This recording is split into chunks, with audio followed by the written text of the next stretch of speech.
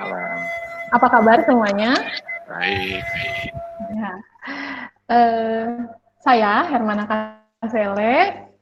Saya bisa dipanggil Erna. Saya seorang dosen di salah satu politeknik negeri di Makassar. Saat ini saya akan menjadi moderator dalam webinar ini. Sebelum kita mulai, kita akan check in terlebih dahulu. Tadi saya sudah lihat ada banyak sekali yang sudah perkenalan di chatting. Saya juga lihat banyak sekali ini dari Papua, dari Ambon, dari NTT, Makassar, bahkan ada dari Jawa gitu ya. Belum ada kayaknya dari Sumatera saya lihat. Kita akan mulai check in.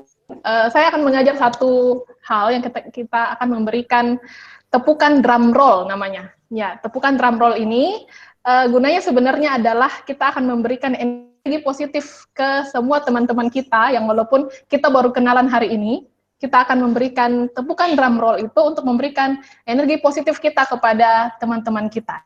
Caranya adalah Anda harus menepuk sesuatu, boleh tepuk tangan atau kita tepuk paha kita. Kemudian drum roll gitu ya. Terus kita memberikan seperti Dragon Ball yang memberikan Kamehame gitu ya. Bisa dimengerti ya kira-kira? Jadi kita akan check in seperti itu. Mohon mungkin suaranya diaktifkan dulu, audio atau videonya diaktifkan sementara. Kita akan check in dengan cara tepukan drum roll. Jadi saya ulang ya. Drum roll. Oke, kita mulai sama-sama. Mari kita memberikan tepukan drum roll kita. Drum roll. Kita ulang sekali lagi. 1, 2, 3. Drum. Oke, terima kasih. Kembali audio dan videonya. Ya, saudara terkasih, terima kasih untuk antusiasnya mengikuti seminar pendidik di hari ini. Kita tahu bersama bahwa masa darurat COVID itu mengharuskan guru, siswa, bahkan semua orang itu belajar dan bekerja dari rumah. Itu sudah akhirnya tidak cuma sekedar merubah lokasi atau merubah metode belajar, tetapi juga akhirnya kita melakukan banyak perubahan dalam dunia pendidikan. Dalam hitungan bulan kita sudah banyak sekali yang kita harus pelajari gitu ya. Kemendikbud sendiri kalau kita lihat hashtag mereka sekarang adalah Merdeka Belajar. Jadi Merdeka Belajar itu mereka melakukan banyak sekali penyesuaian pembelajaran selama masa pandemi ini. Nah, salah satunya itu adalah mendorong guru-guru untuk akhirnya tidak fokus mengejar target kurikulum, tetapi selama masa darurat ini juga membekali siswa itu dengan pendidikan karakter. Juga bahkan kemarin waktu perayaan Hardiknas, itu sampai ada komentar bahwa akan memasukkan pendidikan mengenai lingkungan hidup, supaya orang peduli terhadap lingkungannya. Nah, sekarang pun dekat-dekat ini sudah mulai terdengar isu tentang herd immunity, gitu ya, di mana sebentar lagi kayaknya mall, rumah ibadah, sekolah itu akan dibuka lagi dengan normal. Nah, kita harus beradaptasi dengan era yang namanya new normal, gitu ya. Dan tentunya kita dihadapkan dengan harus seperti apa kita, metode mengajar seperti apa yang harus kita lakukan supaya kita bisa beradaptasi dengan hal-hal tersebut, ya. Nah, kita akan belajar bersama-sama di webinar kali ini. Judulnya adalah kurikulum di masa dan setelah pandemi COVID-19. Webinar ini akan berlangsung selama kurang lebih 90 menit, 60 menit untuk materi, dan 30 menit kita akan tanya jawab bersama. Ada beberapa rules selama webinar ini berlangsung. Mohon Bapak, Ibu, dan saudara-saudara memperhatikan rules tersebut. Yang pertama adalah ketika moderator atau narasumber sedang berbicara, mohon teman-teman yang lain menonaktifkan mikrofon ataupun video, dan selama seminar berlangsung, saya sebagai moderator akan mengarahkan jalannya seminar ini. Kemudian, selama webinar berlangsung, berharap teman-teman bisa tetap fokus mengikuti webinar. Kemudian, teman-teman juga boleh menulis ketika ada mungkin hal-hal penting yang ingin ditulis untuk pengetahuan kita bersama. Kemudian selanjutnya narasumber akan memberikan materi selama 60 menit dan 30 menit selanjutnya kita akan masuk dalam sesi tanya jawab. Bagi teman-teman yang nanti mungkin akan bertanya, silakan masuk di dalam kolom chat dan menuliskan nama, kampus atau instansi tempat bekerja, asal daerah teman-teman atau Bapak Ibu, kemudian silakan menulis di pertanyaan yang akan ditanyakan. Nanti saya yang akan membaca untuk di sesi tanya jawab gitu ya. Baik, itu mungkin rules yang harus kita ikuti bersama supaya webinar kita berlangsung dengan baik.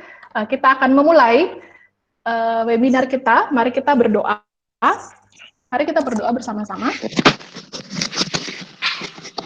Ya Tuhan Yesus, kami sungguh mengucap syukur ketika Tuhan boleh menolong kami menjalani kehidupan kami di tengah-tengah pandemi saat ini.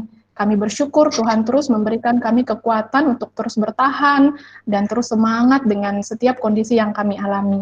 Juga kami bersyukur kalau malam hari ini Tuhan sudah mengumpulkan kami bersama-sama untuk mengikuti webinar sesi pendidik. Tuhan, kiranya bagian ini Bapak boleh memperlengkapi kami sebagai seorang pendidik, sebagai seorang pakar pendidikan, ataupun mahasiswa untuk akhirnya menghadapi era new normal di mana kami harus beradaptasi Tuhan dengan pandemi ini.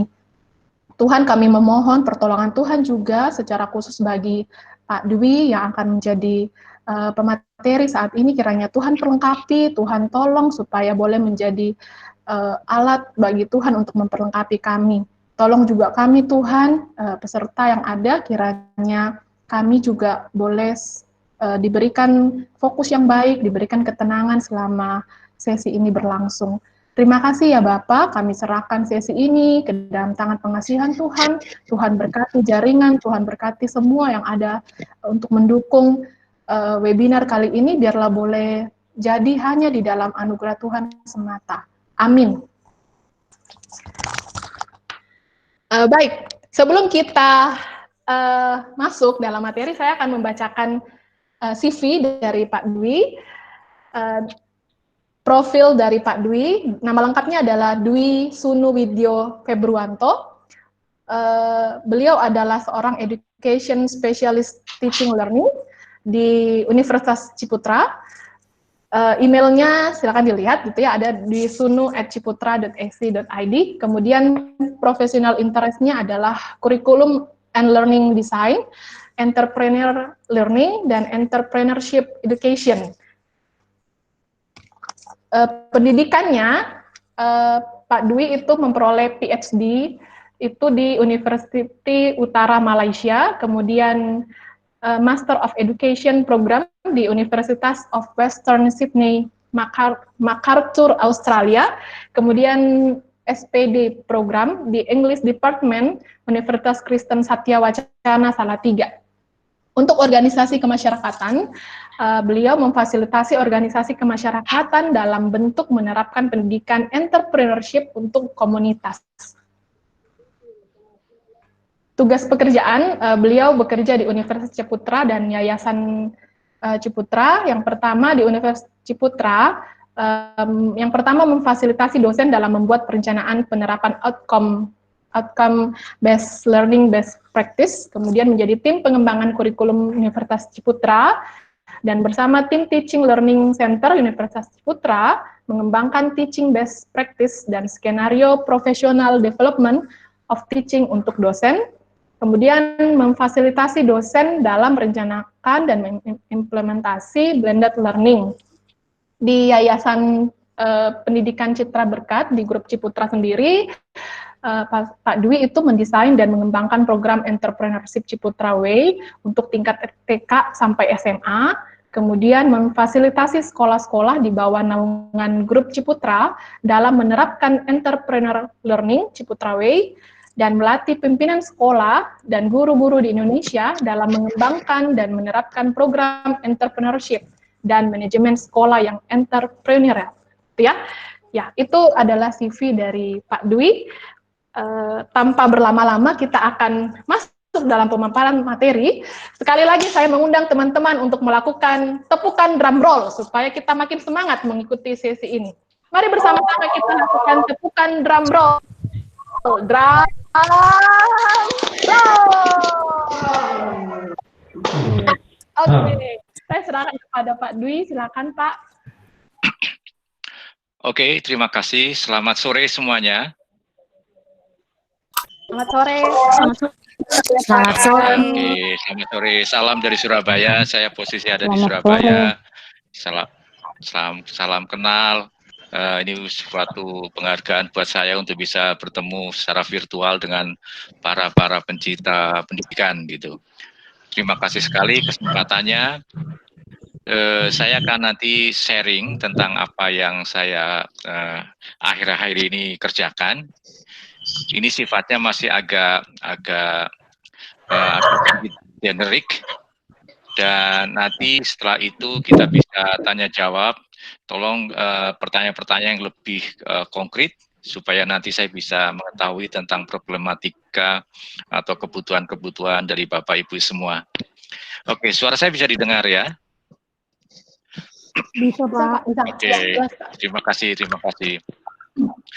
Baik, jadi saya akan berbicara sebetulnya tentang learning. Jadi memang topiknya kurikulum dan learning, tetapi tentang pembelajaran, tetapi saya lebih mementingkan sekarang memfokuskan tentang masalah pembelajarannya. Karena untuk berbicara tentang kurikulum, untuk mengubah kurikulum itu terlalu besar. Jadi yang bisa kita lakukan saat ini dan juga ke depan adalah tentang pembelajaran ini. Karena sebetulnya ini menjadi di era sekarang menjadi lebih penting. Jadi ini yang akan menjadi siswa akan lebih berminat belajar karena bukan karena kurikulumnya sebetulnya, tapi karena model belajarnya, karena proses belajarnya. Gitu. Oke, silakan next gitu ya.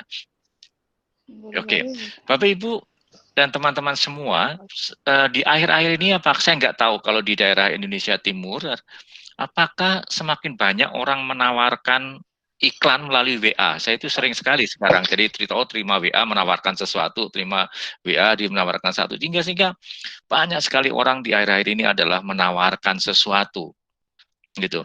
Tapi ini menjadi menarik sebetulnya. Jadi dengan pandemik ini, orang menjadi lebih terbiasa menawarkan sesuatu melalui media sosial. Nah, pertanyaannya gini, saya tertarik dengan kata menawarkan. Pertanyaan begini, apa yang sebetulnya kita tawarkan kepada siswa? Kalau kita jadi guru, kita bertanya, sebenarnya apa yang sehari-hari kita tawarkan kepada siswa? Apakah yang kita tawarkan kepada siswa itu sesuatu yang menarik siswa sehingga siswa mau membeli apa yang kita tawarkan? Itu satu. Kalau kita berbicara di level sekolah, sebenarnya kita bisa bertanya sebetulnya apa sebetulnya yang sekolah tawarkan kepada masyarakat? Apakah yang ditawarkan sekolah di era sekarang itu sesuatu yang menarik atau sesuatu yang sebenarnya sudah tidak menarik? Nah, ini harus dikritisi sebetulnya. Nah, oke, jadi fokus saya adalah bagaimana pendidikan kita atau pendidikan Kristen itu atau pendidikan yang terjadi di sekolah-sekolah Kristen itu adalah pendidikan yang membuat siswa atau mahasiswa itu bisa menawarkan sesuatu. Karena kemampuan menawarkan itu menjadi penting di era sekarang. Jadi setelah kita belajar sekian lama, apakah ada sesuatu yang kita bisa tawarkan ke masyarakat? Gitu. Atau kita menunggu apa yang ditawarkan masyarakat ke kita? Nah, pendidikan di era sekarang atau pembelajaran di era sekarang adalah sebetulnya intinya adalah membuat siswa atau mahasiswa harus bisa menawarkan sesuatu yang berharga ke masyarakat sebagai respon terhadap dinamika yang terjadi. Oke, silakan next. Next. Oke. Nah, saya mengambil satu contoh. Ini ada suatu contoh kemudian terjadi di Salatiga atau di Jawa Tengah. Itu ada dua orang lulusan SMK, mereka nggak kuliah, tetapi dia belajar kemudian bisa menciptakan sesuatu, desain, dan desain ini bukan level ecek-ecek, levelnya sangat level dunia, dan akan bisa mengambil, ditawarkan ke kompetisi, dan dia bisa menang. Jadi dia mendesain suatu jet engine bracket. Nah, ini suatu komponen di pesawat yang sangat penting, dan mereka mendesain dan bisa menyisihkan kandidat-kandidat lain yang levelnya adalah doktor atau lulusan universitas. Sehingga dua orang ini yang notabene hanya lulusan SMK dan berada di lingkungan kota kecil di Salatiga, tetapi desain mereka bisa sampai ke level dunia. Nah, mereka bisa menawarkan sesuatu kepada dunia dan dunia mau membelinya. Dan ini menjadi sebuah hal yang sangat menarik. Kenapa mereka bisa sampai menawarkan itu, bisa sampai membuat itu, padahal mereka tidak sampai ke bangku kuliah. Gitu. Nah, inilah yang sebenarnya harus menjadi suatu hal yang perlu kita gumuli terus-menerus. Bagaimana kalau anak didik kita itu anak didik yang bisa menawarkan sesuatu dan diterima oleh dunia di sekitarnya. Oke, next, silahkan PPT yang lain. Nah, Bapak Ibu, sekarang sebetulnya di dunia ini banyak sekali sebetulnya isu-isu tentang pendidikan. Banyak sekali perkembangan-perkembangan. Jadi kalau kita lihat tadi dua hanya lulusan SMK tetapi bisa membuat seperti itu, jelas mereka belajar banyak secara mandiri. Jadi mereka belajar tanpa karena disuruh, tapi karena motivasi mereka, karena cara berpikir mereka, itu cara berpikir yang istilahnya adalah cara berpikir yang aktif dan tidak mengenal menyerah. Jadi mereka secara merdeka, secara otonom, mereka itu belajar dan menghasilkan sesuatu. Next. Oh, ada apa presentasinya ini? Kok terganggu? Silakan PPT-nya diteruskan. Oh.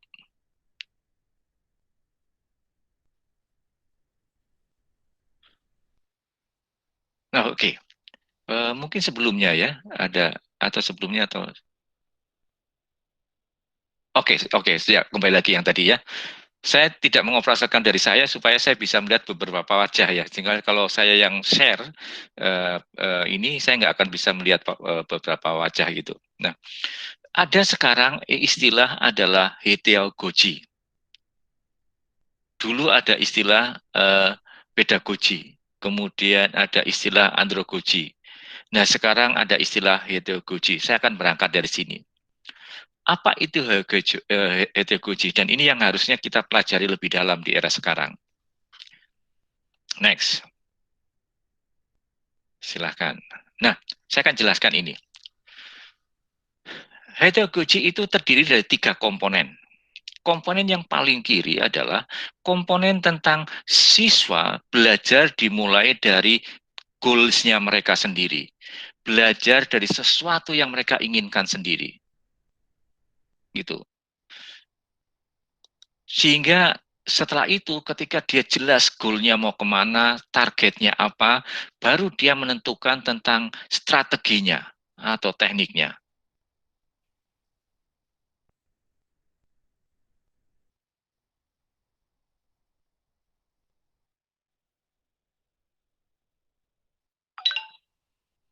Kelihatannya ada yang interupsi nih, seseorang yang mempresentasikan gitu. Sehingga heterogogy ini berangkat dari siswa yang menentukan apa yang mau dipelajari. Kemudian bergeser tentang dia menentukan tentang strategi belajarnya. Dan kemudian dia mengetahui tentang hasilnya. Dia ingin mencapai hasil apa.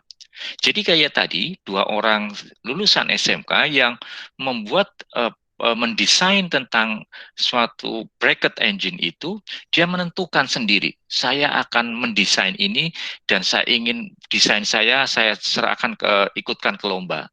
Kemudian dia menentukan caranya, belajar tentang cara mendesainkan, dan dia menentukan hasilnya seperti apa. Nah, inilah sebetulnya 3 hal yang era sekarang siswa harus belajar. Nah, kalau yang dulu-dulu, siswa itu hanya belajar dari tengah, tentang melakukan segala sesuatu yang diperintahkan. Jadi, dia belajar karena diperintah, karena disuruh. Di era sekarang, sebenarnya yang akan kita tekankan adalah belajar sebetulnya bukan disuruh, tapi karena ada inisiatif dari siswa itu sendiri. Nah, ini tentunya tidak mudah, karena dalam faktanya di era sekarang, sebagian besar siswa belajar karena disuruh. Nah, inilah sebuah nanti kita bagaimana sebetulnya agar anak itu bisa belajar secara bertahap sedikit demi sedikit, dia timbul inisiatif untuk belajarnya.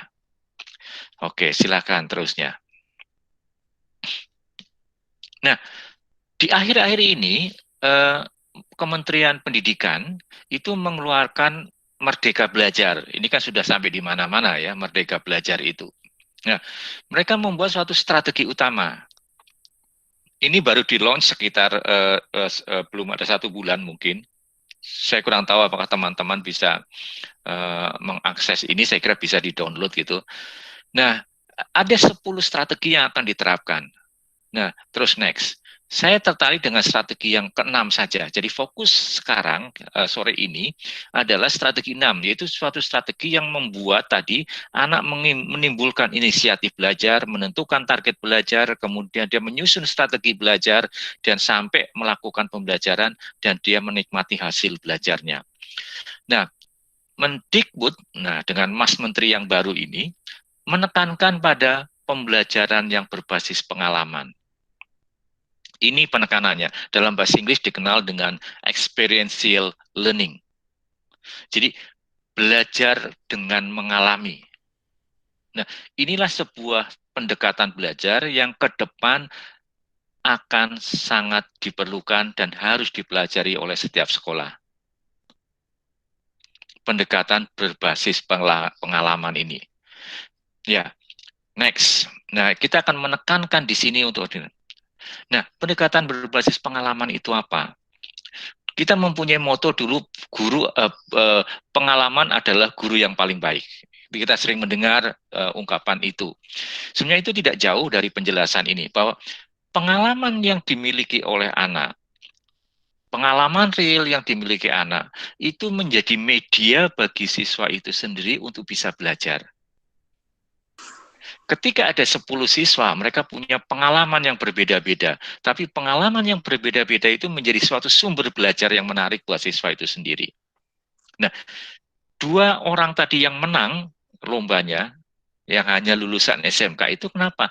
Mereka menggunakan pengalaman mereka. Mereka mendesain, gagal, mencoba lagi, gagal lagi, bisa. Dan terus jadi pengalaman dia menciptakan sesuatu, dipelajarinya, dan kemudian sampai mereka berhasil. Jadi pengalaman itu menjadi sebuah resource yang sangat baik untuk kita jadikan menjadi media belajarnya. Nah, maka sebetulnya pertanyaannya adalah bagaimana supaya pengalaman yang dimiliki oleh setiap anak itu menjadi sesuatu yang meaningful, sesuatu yang berharga. Nah, ketika pengalaman itu suatu pengalaman yang berharga, maka pengalaman itu akan menjadi suatu sumber belajarnya mereka. Next, silakan. Nah, akhirnya saya menciptakan sebuah model belajar, sehingga inilah sebetulnya model belajar dengan berbasis pengalaman. Cuma penekanan ini saya pakai untuk pendekatan pembelajaran yang ada faktor entrepreneurialnya.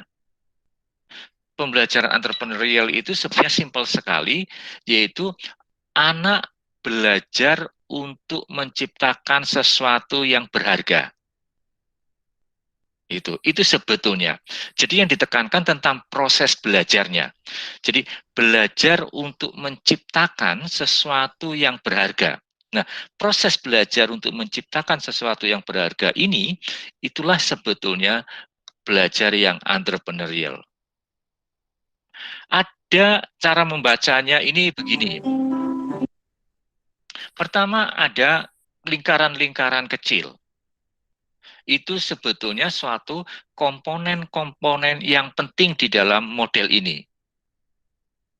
Jadi ada belajar itu apa? Belajar itu ada unsur tentang kepedulian, care. Jadi belajar itu karena ungkapan tentang kepedulian. Belajar itu sesuatu yang memang menciptakan ide. Ada unsur tentang ide. Jadi ada unsur peduli, ada unsur ide, kemudian ada unsur lagi tentang value atau nilai. Nilai itu apa? Sesuatu yang dihargai. Gitu. Sesuatu yang bernilai adalah sesuatu yang dihargai. Dan yang faktor yang keempat adalah tentang keberhasilan. Jadi anak akan merasa senang belajar karena mereka merasakan keberhasilan. Gitu. Nah, 4 aspek ini yang harus kita perhatikan. Kemudian di lingkaran itu ada 4 juga tulisan. Jadi dari mulai keberhasilan sampai care itu ada kata exploring. Artinya apa? Bahwa care itu tidak muncul dengan sendirinya. Jadi ada proses tentang eksplorasi akhirnya memunculkan care. Begitu juga sama, ada proses sinkronisasi sehingga munculkan ide. Kemudian ada proses experimenting memunculkan value. Kemudian ada proses eksekusi memunculkan achievement atau keberhasilan. Sehingga itu cara membacanya seperti itu. Nah, dari ide ke di dalam proses eksperimen tadi, dari ide ke value itu ada sebuah panah dengan other contribution, artinya kontribusi orang lain. Jadi artinya apa kontribusi orang lain? Bahwa belajar itu memerlukan kontribusi orang lain. Tidak karena dia semua. Nah, itulah mengapa orang lain itu menjadi penting buat dia di dalam proses belajar. Dari value sesuatu yang ke dalam suatu keberhasilan juga ada kontribusinya orang lain. Nah, ini adalah 4 aspek di dalam model ini. Nah, kita akan membahas satu persatu tentang ini. Silahkan, next. Nah, saya akan menggunakan satu contoh ini di dalam saya menjelaskan tentang model tadi. Ini sebuah contoh yang mungkin sekitar 1 bulan sampai 1 minggu yang lalu, itu ada viral salah satu yaitu lukisan roti tawar dan mesis. Itu. Tentang lukisan itu tentang 24 wajah tenaga medis yang korban COVID. Nah, idenya sederhana, orang ini melukis dengan mesis di media roti tawar. Nah, itu kan sesuatu yang sebenarnya simple. Tetapi yang simple ini kenapa kok menjadi viral, menjadi sesuatu yang dihargai di media ini, dan bahkan dia harus melayani beberapa wawancara dari wartawan-wartawan untuk mengetahui ini. Ini kebetulan karyawan Universitas Ciputra sampai sekarang. Nah, orang ini memang suka visual design. Jadi saya mendesain dan visual itu dengan berbagai media. Nah, dia mengapa ini dihargai? Next. Silakan diklik. Nah, karena sebetulnya dia pada waktu melukis ini, dia mengungkapkan kepedulian. Nah, kepedulian itu apa? Yaitu sikap inisiatif untuk lebih menggali lebih dalam dari fenomena, dari sesuatu kejadian atau problem yang diamati berdasarkan minat dan kemampuan. Nah, ini ada penting, minat dan kemampuan. Jadi kepedulian itu atau inisiatif itu harus dia ungkapkan karena juga didasari dengan interest dia, minat dia, dan kepedulian ini. Nah, ini menjadi sangat penting. Nah, ini yang sering kita abaikan ketika kita mengajar, kita mengabaikan minatnya siswa. Sehingga sudah, pokoknya topiknya ini ya pelajari ini. Nah, di masa yang akan datang tidak bisa seperti ini terus. Bahkan di dalam strategik Dignas ini yang Mas Menteri idenya bahwa nanti guru itu harus bisa mengelola kurikulum supaya yang ditawarkan ke siswa sesuatu yang diminati oleh siswa. Jadi unsur minat ini menjadi penting. Tapi minat saja nggak cukup, harus ada unsur kemampuan. Nah, orang ini minatnya adalah minat di visual design. Dan dia punya kemampuan mendesain. Nah, inilah dua unsur yang menarik dan dia mengungkapkan kepedulian didukung dengan dua unsur ini. Dan inilah yang dia munculkan dan ini menjadi perhatian masyarakat banyak. Idenya sederhana, yang dilakukan juga tidak hal yang besar-besar, hanya melukis di roti tawar, tetapi ini dihargai oleh masyarakat. Dan ini yang menjadi penting. Next. Nah, untuk kepedulian, itu tidak muncul dengan sendirinya. Tiba-tiba anak tidak langsung peduli, itu enggak. Pasti ada proses. Nah, inilah yang dinamakan dengan proses eksplorasi. Jadi, anak dibantu supaya anak menemukan apa yang dia pedulikan. Nah, kepedulian ini mengandung 3 unsur. Tadi, dia menemukan peluang untuk berkreasi. Jadi kalau pelukis tadi dia menemukan peluangnya. Peluangnya di mana? Melukis roti tawar dengan mesis dan mengungkapkan kepedulian dia tentang dokter yang meninggal karena COVID. Nah, itu sebetulnya ungkapan kepedulian dia yang diwujudkan dalam bentuk kreasi. Dan juga didukung dengan kemampuan dia dan pengalaman dia melukis. Sehingga pengalaman ini menjadi mendukung tentang kemampuan dia berkreasi. Dan inilah 3 unsur yang penting di dalam hal yang kepedulian ini. Nah, inilah sebetulnya tantangan bagi kita semua, bagi guru-guru, bagi dosen juga, untuk memunculkan kepedulian siswa atau kepedulian mahasiswa terhadap sesuatu. Dan kepedulian itu diungkapkan ke dalam suatu bentuk-bentuk kreativitasnya. Nah, ini suatu tantangan di era sekarang. Oke, next. Nah, kembali lagi, kepedulian itu tidak boleh berhenti. Ini kan kepedulian hanya suatu sikap inisiatif, keinginan untuk melakukan sesuatu. Dan itu tidak bisa berhenti. Maka harus dilanjutkan bahwa kepedulian itu next harus sampai dilanjutkan ke idenya. Dia harus mewujudkan kepedulian itu dalam bentuk ide kreatif. Nah, ide kreatif itu apa? Itu keaslian gagasan. Nah, kalau kita perhatikan di sini,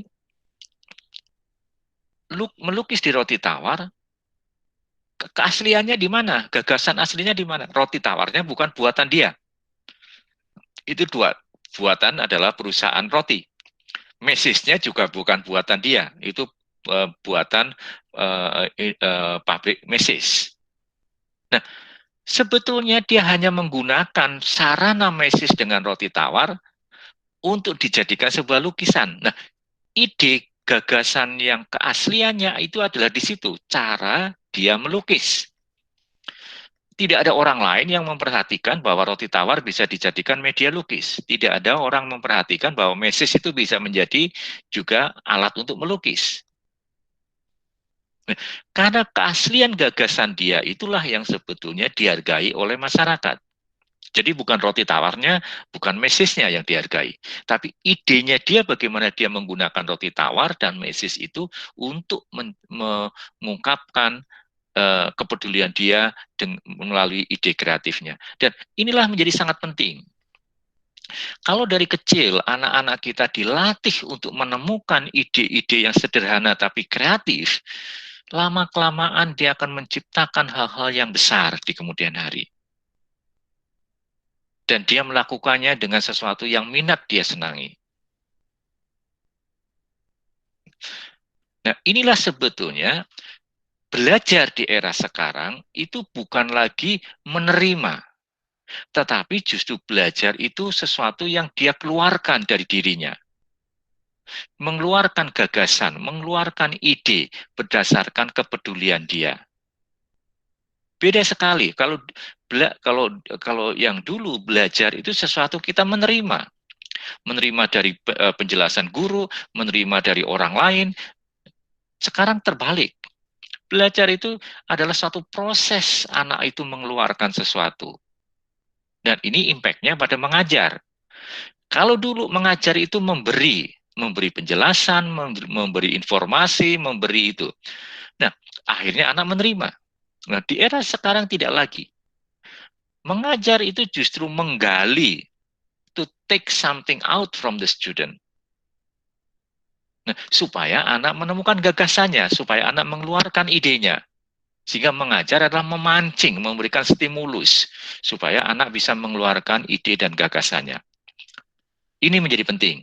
Ini ada suatu perubahan yang cukup drastis. Next. Nah, ide kreatif itu tidak muncul dengan sendirinya ya. Itu harus ada proses, saya namakan proses sinkronisasi. Jadi ide yang baik itu ada 3 cirinya. Ide yang dihargai oleh masyarakat itu ada 3. Yang memang ide itu original, tidak meniru. Nah, sehingga membiasakan anak untuk menghasilkan ide original itu penting. Nah, ide original itu harus didukung dengan konsep. Konsep itu apa? Sesuatu basic yang akan menjadi dasar dia mengungkapkan idenya itu.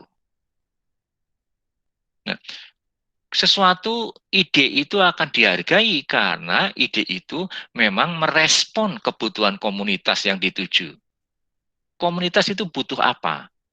Oh, kita merespon sesuatu dengan ide kita. Nah, ketika apa yang kita tawarkan sesuai dengan apa yang dibutuhkan, itulah akan terjadi sebuah penghargaan. Nah, ini 3 hal ini menjadi penting. Nah, bagaimana sekarang guru adalah menciptakan anak atau melatih siswa atau mahasiswa untuk terbiasa mengungkapkan ide-ide original yang berdasarkan konsep.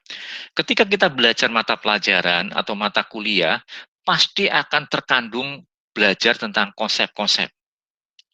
Hal-hal penting yang menjadi pokok untuk didiskusikan, itu pasti ada. Tetapi ketika kita sudah paham terhadap apa yang kita pelajari, so what? Apa yang kita lakukan dengan pemahaman yang kita miliki? Nah, di dalam belajar sekarang nggak cukup kalau sudah paham, sudah selesai. Maka pemahaman kita terhadap sesuatu harus kita tuangkan menjadi dasar untuk kita membuat ide kreatif. Jadi belajar tidak berhenti pada I know, saya tahu atau saya paham. Tidak. Belajar menjadi sesuatu proses untuk mengeluarkan ide kreatif. Oke, tapi ide kreatif apakah sudah cukup? Tidak. Ada harus hal-hal lain. Karena ide itu baru bentuknya ide, gagasan. Belum sesuatu yang real. Baru gagasan. Anak bisa mengeluarkan satu hari beberapa ide kreatif. Orang yang kreatif bisa menemukan beberapa ide gagasan dalam 1 jam. Tapi ketika dilanjutkan dalam bentuk eksekusi tindakan yang seperti apa, maka ide itu harus diuji cobakan. Next, silakan. Ya, itu kita namakan dengan eksperimentasi. Nah, untuk bisa membuat lukisan roti tawar dengan mesis, saya yakin tidak langsung jadi. Pasti ada proses eksperimentasi, uji coba. Ada proses experience di sini. Membangun experience. Nah, ini sebetulnya membangun pengalaman melukis dengan roti tawar dan mesis ini. Nah, sesuatu yang baru butuh pengalaman. Contoh ketika kita masak. masakan yang sudah menunya sudah kita kuasai, kita nggak perlu belajar. Otomatis tidak perlu ditimbang, otomatis cemplung-cemplung jadi masakannya enak. Tetapi ketika ingin masak sesuatu yang baru, apakah kita bisa seperti itu? Tidak. Kita perlu uji coba, perlu eksperimen. Kita perlu pelajari menu-menu baru. Nah, baru kita bisa. Nah, itulah mengapa kita namakan next, silahkan diklik lagi. Kita namakan value. Jadi ide itu harus diuji cobakan, dieksperimentasi untuk bisa menemukan value-nya itu di mana. Value itu apa? Aspek dari produk atau layanan yang dihargai oleh masyarakat. Nah, harus hati-hati Bapak Ibu untuk level, terutama untuk level anak-anak sekolah SD sampai SMA, ketika anak membuat produk, sebetulnya itu bukan produknya yang akan dinilai, tetapi adalah nilai dari produk itu. Aspek-aspek yang bisa dihargai oleh masyarakat itu apa. Nah, lukisan yang viral ini bukan roti tawarnya yang dihargai, bukan mesisnya yang dihargai, tapi cara dia melukisnya yang dihargai. Empati dia kepada para dokter ini yang dihargai. Nah, karena tidak ada orang yang sebelumnya melakukan hal ini, nah ini kemudian dia melakukan seperti itu, dan itu adalah value. Ini adalah sesuatu, aspek dari suatu produk atau layanan yang dihargai oleh masyarakat. Nah, ini yang harus dilatihkan.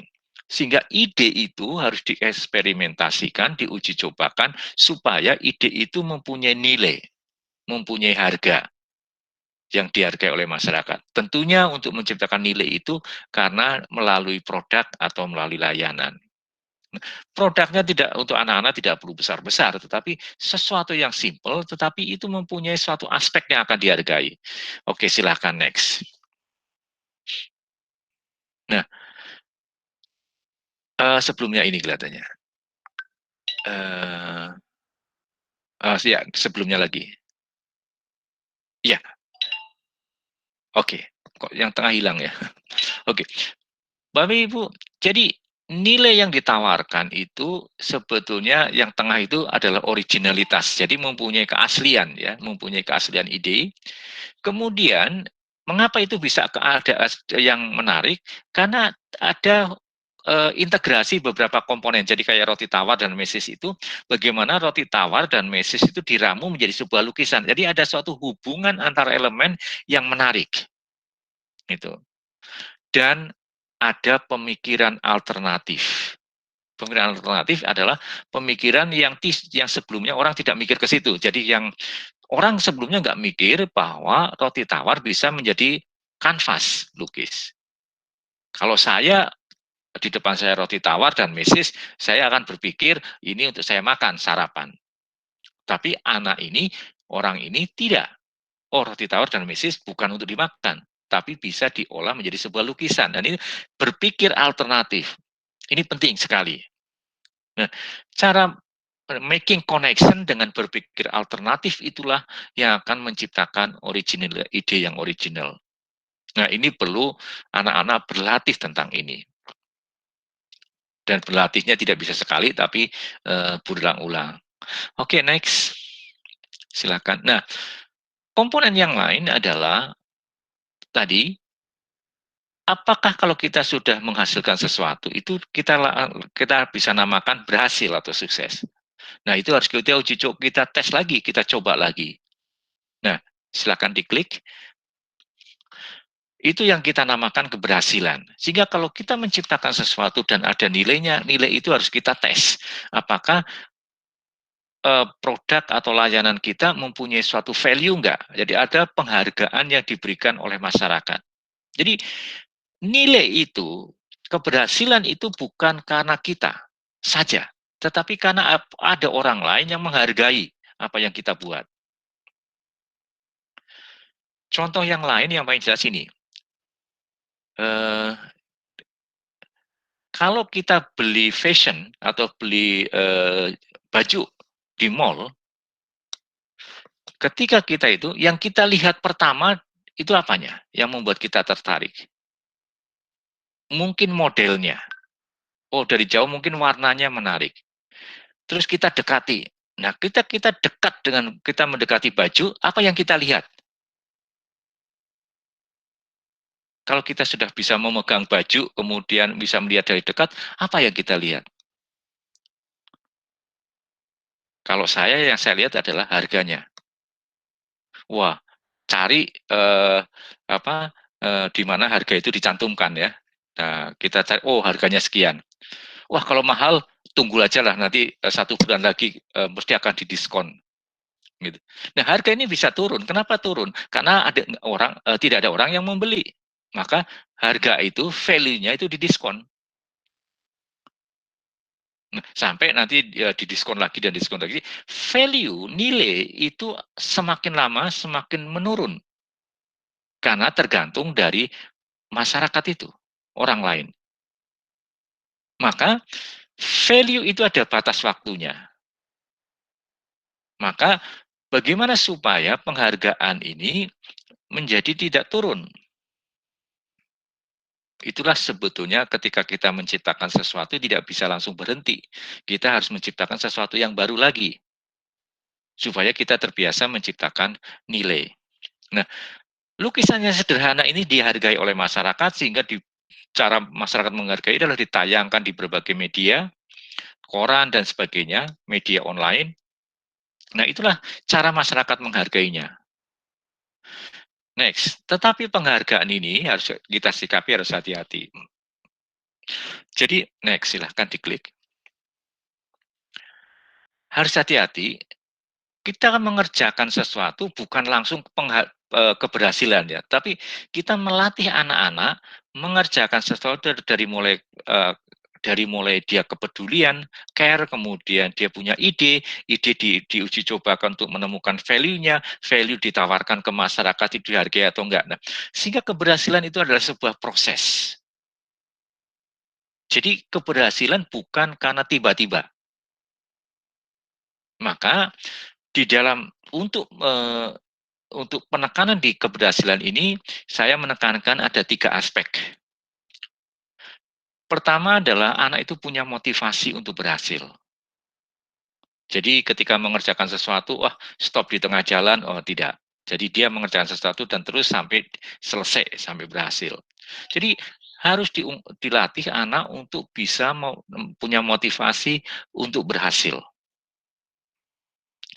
Yang kedua adalah sikap responsif, yaitu pada waktu perencanaan sudah bagus, pada waktu uji coba sudah bagus. Ketika diterjunkan ke masyarakat, oh belum tentu masyarakat langsung menerima. Maka ada suatu perubahan-perubahan yang harus dia lakukan supaya responsif sesuai dengan kebutuhan, ekspektasi orang lain. Kemudian anak bisa belajar dari kegagalan, karena kegagalan itu penting. Gitu. Nah, dari gagal itulah sebetulnya anak akan belajar sebuah menemukan sesuatu yang membuat dia gagal itu. Jadi learn from failure. Jadi belajar dari kegagalan. Nah, 3 hal ini yang menjadi penting. Next. Nah, Bapak Ibu, sehingga di dalam model ini ada 4 hal yang sangat penting, yaitu tentang kepedulian, tentang ide kreatif, tentang nilai dan keberhasilan. Nah, apakah 4 komponen ini sudah cukup? Saya katakan belum. Maka next ada tambahan komponen lain yaitu supporting komponen, silakan diklik lagi. Itu yang saya namakan dengan kontribusi orang lain. Karena kesuksesan kita tidak sendiri, bukan karena kerja tapi kita ada kontribusi orang lain. Nah, kontribusi orang lain itu sebetulnya apa realnya? Next silakan. Nah, ada 2 yang harus dilatihkan ke siswa. Siswa harus terbiasa atau dibiasakan mencari bantuan dari orang lain. Kalau zaman saya sekolah, minta bantuan pada orang lain itu nggak boleh. Nggak boleh. Harus dikerjakan semuanya sendiri. Di era sekarang tidak. Justru kemampuan minta bantuan pada orang lain itu menjadi faktor yang sangat penting. kapan kita minta bantuan, kepada siapa kita minta bantuan, bantuan apa yang kita perlukan, mengidentifikasi itu, aspek-aspek itu menjadi sangat penting di era sekarang. Yang kedua adalah minta feedback atau umpan balik. Perilaku minta umpan balik. Nah, ini menjadi perilaku yang sangat penting. Di kebanyakan sekolah, dua hal ini tidak dilatih. Nah, di era sekarang harus dilatih. Karena kita tidak bisa berhasil tanpa kontribusi orang lain, tanpa bantuan orang lain, tanpa masukan dari orang lain. Nah, kita punya kebiasaan perilaku dua hal ini sebagai kontribusi dari orang lain. Next. Nah, ini sebetulnya, kalau kita ringkas sebetulnya, ke apa yang terjadi di sekolah, bagi Bapak Ibu yang mungkin belajar tentang teori manajemen, ada namanya tentang 3 levels of product gitu ya. Nah, sebetulnya apa yang kita tawarkan kepada siswa kalau kita mengerjakan model belajar itu? Nih, sebenarnya satu, kita sedang melatih anak-anak kita untuk mampu beradaptasi dan problem solving. Nah, kemampuan beradaptasi itu penting. Bapak Ibu, COVID ini bagi saya seperti pedang bermata dua. Satu sisi, COVID ini adalah sangat membuat kita semua tidak nyaman. Yang biasanya bisa pergi-pergi, sekarang tidak bisa pergi-pergi dengan mudah. Yang seharusnya kita bisa mengajar dengan yang seperti yang lalu-lalu, kita nggak bisa. Jadi COVID itu membuat kita tidak nyaman dan kita menjadi sangat khawatir dengan kesehatan dan sebagainya. Tapi di sisi lain sebetulnya COVID ini memaksa semua, baik siswa maupun guru, untuk mencoba sesuatu, men-solve problem tentang itu, problem di dalam pendidikan. Nah, kita semua sedang belajar untuk solving problem sebetulnya. Kalau kita tidak bisa tatap muka, kita harus menggunakan apa? Kalau siswa kita nggak bisa connect dengan internet, kita harus menggunakan apa? Nah, kita sekarang sedang dipaksa untuk menjadi problem solver.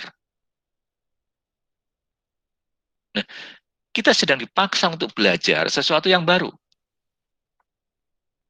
Dan tanpa kita bisa protes lagi, kita nggak bisa protes ke siapa. Tapi mau tidak mau kita harus jalankan sistem online ini. Kita sesuatu belajar tentang jarak jauh ini.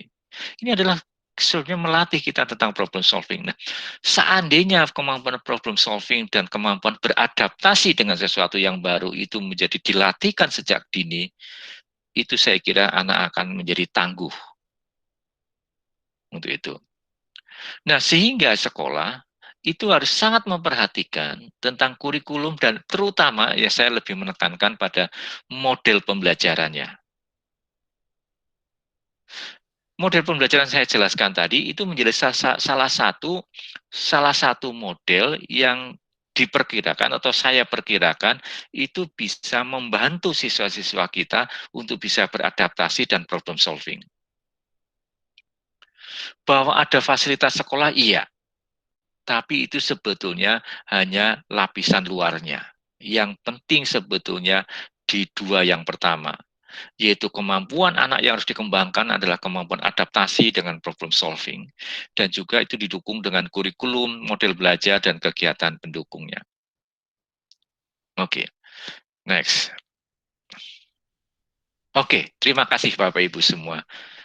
Mungkin kurang dari 60 menit, tapi menurut saya lebih baik kita diskusi lebih panjang lebar gitu ya. Saya usul ketika diskusi mungkin PPT-nya nggak usah ditayangkan sehingga kita bisa melihat wajah yang lebih banyak gitu. Nggak usah tanpa PPT. Ya, terima kasih. Saya kembalikan ke moderator. Ya, terima kasih Pak Ya. Dwi buat pemaparannya yang luar biasa gitu ya. Kita akan masuk dalam sesi tanya jawab. Saya tadi sudah menuliskan satu yang pertanyaan dari Ratna Hakapa, pengajar SMK Negeri 1 Sorong, Papua Barat. Pertanyaannya adalah, bagaimana saya menumbuhkan sikap kepedulian dalam mengikuti belajar mengajar online di tengah pandemi ini? Dia itu sebagai pengajar, jadi bagaimana caranya supaya dia bisa peduli terhadap anak didiknya? Itu pertanyaan pertama, Pak. Oke. Silakan, Pak. Oke, terima kasih. Yang peduli itu gurunya ya, bukan siswanya ya. Iya. Oke. Iya, dia sebagai guru. Ya, baik Bapak Ibu. Kepedulian saya katakan tadi tidak tiba-tiba muncul.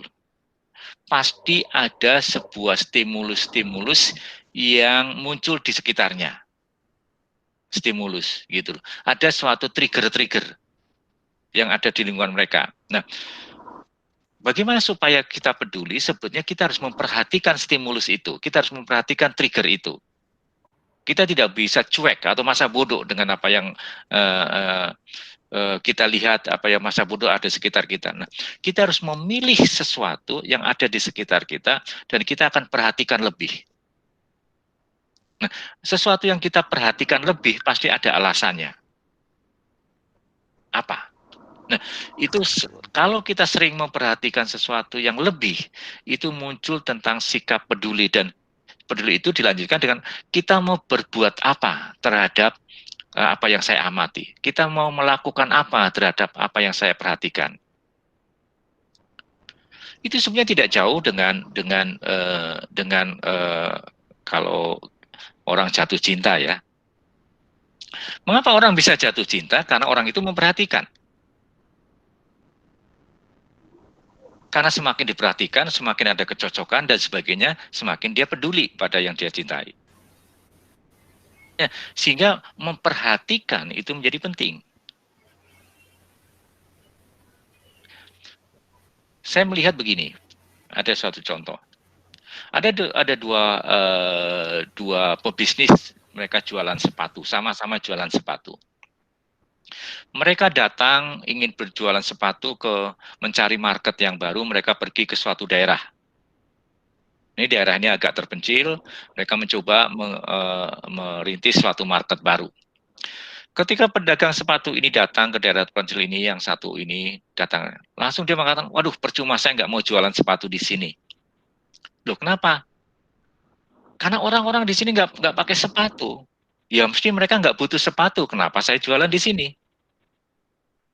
Akhirnya penjual sepatu ini pergi, nggak jadi jualan di situ. Datanglah pebisnis yang kedua, mau jualan sepatu juga, dia perhatikan di situ masyarakat itu langsung mengatakan, wah ini market yang sangat besar, ini opportunity yang sangat besar. Loh kenapa? Toh yang tadi sudah pulang, nggak jadi. Dia mengatakan, iya, karena di sini nggak ada orang yang pakai sepatu, berarti mereka semua akan butuh sepatu. Nah, jadi kejadian yang sama bisa dilihat dari dua sudut pandang yang beda. Maka gimana kita menaruh perhatian kita, disitulah sebetulnya sikap peduli kita yang aslinya akan muncul gitu. Nah itu sehingga sama dengan anak-anak, mungkin dia tidak terbiasa untuk mengutarakan kepedulian. Tugas guru adalah merangsang, memberikan trigger-trigger, stimulus, apakah dengan gambar atau dengan YouTube kecil, YouTube dan sebagainya, untuk men-trigger dan diberi pertanyaan sehingga anak memperhatikan aspek itu. Nah inilah yang menurut saya menjadi penting untuk kita perhatikan. Sehingga saya kira lebih simpel kalau kita mulai memperhatikan apa yang ada di lingkungan kita dan kita memberikan perhatian pada hal tertentu. Oke, saya kira jawabannya itu. Ya, terima kasih Pak. Ya. Kemudian pertanyaan kedua dari Yunita Kemur, asal dari IAKN Manado. Tadi pertanyaannya begini. Tadi kan Bapak bilang bahwa belajar itu bukan disuruh, tapi inisiatif sendiri. Nah, bagaimana caranya guru bisa menciptakan atau meningkatkan inisiatif belajar siswa di tengah pandemi COVID? Jika ada siswa yang inisiatif belajarnya rendah, apa yang bisa dilakukan guru? Ada tips atau mungkin alternatif lain yang bisa dilakukan? Oke, Itu, Pak. Ya, terima kasih. Oke, belajar berbasis pengalaman itu berangkat dari apa yang pengalamannya siswa. Nah, sebetulnya ketika pengalaman menjadi dasar dia anak belajar, bahwa kita mengatakan setiap anak punya pengalaman. Maka sebetulnya anak disuruh bercerita, mungkin gini, contohnya, anak disuruh bercerita tentang pengalamannya sendiri. Coba ceritakan hal apa yang kamu temukan itu, hal apa yang kamu kerjakan kemarin. Coba sebagikan ke temannya. Jadi dari pengalaman sehari-hari inilah sebetulnya dibangun sebuah proses belajar. Sehingga dia mengenali sesuatu yang itu. Anak disuruh mengamati lingkungannya, oke, coba kira-kira papa dan mama itu setiap hari ngerjain apa saja ketika di COVID ini, ketika di rumah. Terus bagaimana perasaanmu kalau kamu lama bersama mama dan papa di rumah? Nah, pasti perasaannya anak akan beda-beda. Pengalamannya anak beda-beda. Nah, pengalaman inilah yang dibagikan kepada teman-temannya. Nah, akhirnya dari pengalaman yang berbeda-beda, guru bisa mengambil kesimpulan, oke, jadi enggak ketika kita berada di rumah, perasaan kebagian besar anak itu apa? Nah, itu artinya bahwa guru menggunakan pengalaman siswa sebagai media belajar. Nah, itu sebetulnya. Semakin kita bisa menghubungkan pengalaman siswa dengan proses belajar, maka akan semakin baik. Gitu. Terima kasih. Ya, makasih Pak. Wah, banyak juga pertanyaan nih Pak. Ya. Pertanyaan ketiga nih. Pertanyaan ketiga dari Vera Puspa dari SMP 2 Petasia Barat, Sulawesi Tengah. Pertanyaannya, bagaimana pendapat Bapak tentang pendidikan yang berkeadilan bagi siswa di tengah pandemi? Bagaimana pendapatnya gitu ya? Wah, ini pertanyaan yang sangat besar, pendidikan yang berkeadilan. Oke. Sosial. Sila Iya, kelima nih Pak. Iya, sila kelima ya. Mungkin apa guru PPKN ya, gitu. Oke.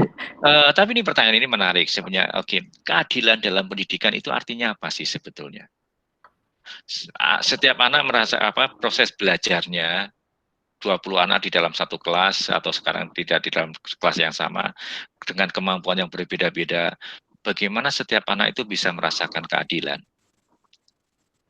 Nah, sebetulnya bagi saya pendidikan itu adil ketika setiap anak merasa belajar berdasarkan berdasarkan suatu goalnya mereka sendiri, berdasarkan pengalamannya mereka sendiri, dan mereka dilatih untuk menggunakan pengalaman itu menjadi suatu hal yang menarik untuk kedepannya itu.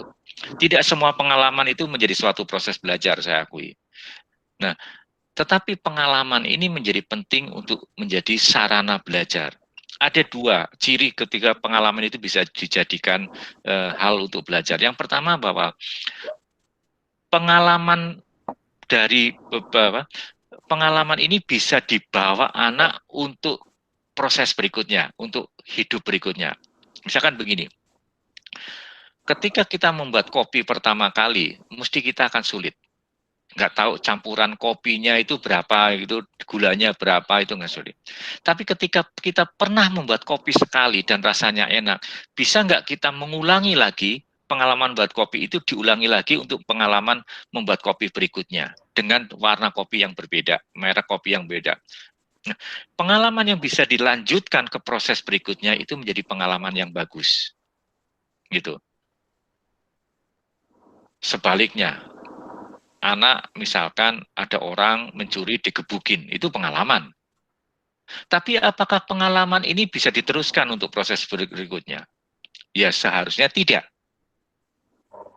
Maka ini bukan menjadi suatu sarana belajar untuk berikutnya. Sehingga yang dimaksud pengalaman sebagai basis belajar adalah pengalaman yang bisa dilanjutkan ke proses berikutnya. Diterapkan di konteks-konteks yang berikutnya, itu satu. Ciri yang kedua, pengalaman sebagai yang menarik atau yang bisa dijadikan media belajar adalah pengalaman ini mengandung sebuah nilai. mengandung sebuah pembelajaran. Oh, ternyata membuat kopi itu harusnya begini-begini. Nah, inilah yang harus ada pembelajarannya. Ada suatu value yang akan dipertahankan. Ini pengalaman. Nah, maka sebetulnya anak akan merasa adil ketika dia belajar dengan ritmenya dia. Dengan kalau anak itu senang menyanyi, dia akan merasa senang kalau belajarnya dengan cara nyanyi. Kalau anak senang membaca, belajarnya dengan cara membaca. Gitu. Nah, akan tidak adil kalau anak itu nggak punya laptop, tapi disuruh ngetik pakai laptop. Gitu. Itu tidak adil. Atau sebaliknya, anak punya laptop harus nulis tangan. Itu tidak adil. Maka biarlah yang punya laptop menulisnya di print di laptop. Yang pakai tangan, nggak punya laptop, pakai tulisan tangan. Nah, itu fair, adil. Itu satu. Kedua, anak itu akan dinilai dengan standar yang sama. Jadi ada kriteria-kriteria penilaian yang untuk menilai apa yang dikerjakan anak. Standarnya sama. Itu adalah adil. Gitu. Terus tadi yang tanya, loh, tulisan tangan dengan tulisan print-printan pakai print-printan kan nggak sama. Bagaimana bisa standar? Bisa. Karena yang dinilai adalah sama-sama menulis, yang dinilai adalah gagasan idenya. Bukan karena tangannya, bukan karena print-printannya. Tapi karena apakah tulisan mereka punya gagasan ide yang original enggak? Nah, itu sama standarnya, tapi aktualisasinya bisa beda-beda. Gitu. Nah, itu adalah adil di dalam dunia pendidikan. Saya kira itu. Ya, sebelum saya lanjut, ini panitia sisa 10 menit. Pertanyaannya masih banyak, apa masih bisa ditambah waktunya? Oh, nggak apa-apa sih. Iya, saya tanya panitia dulu, Pak. Kalau saya sampai jam 7 Nggak apa-apa ya? Nggak apa-apa ya? Ditambah ya waktunya. Oke. Nggak ada jawabannya panitia, saya lanjut aja deh kalau gitu. Boleh. Silakan. Oke. Saya lanjut pertanyaan dari Kak Mercy dari UKI Toraja. Beliau minta saran praktis sambil kegiatan atau aktivitas seperti apa yang kita bisa berikan kepada mahasiswa untuk melatih mereka menggali kepedulian yang bisa memunculkan ide kreatif. Bisakah itu dilakukan secara online? Terus bagaimana caranya?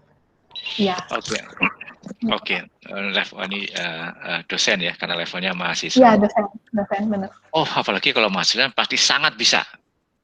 Gitu. Anak saya seorang mahasiswa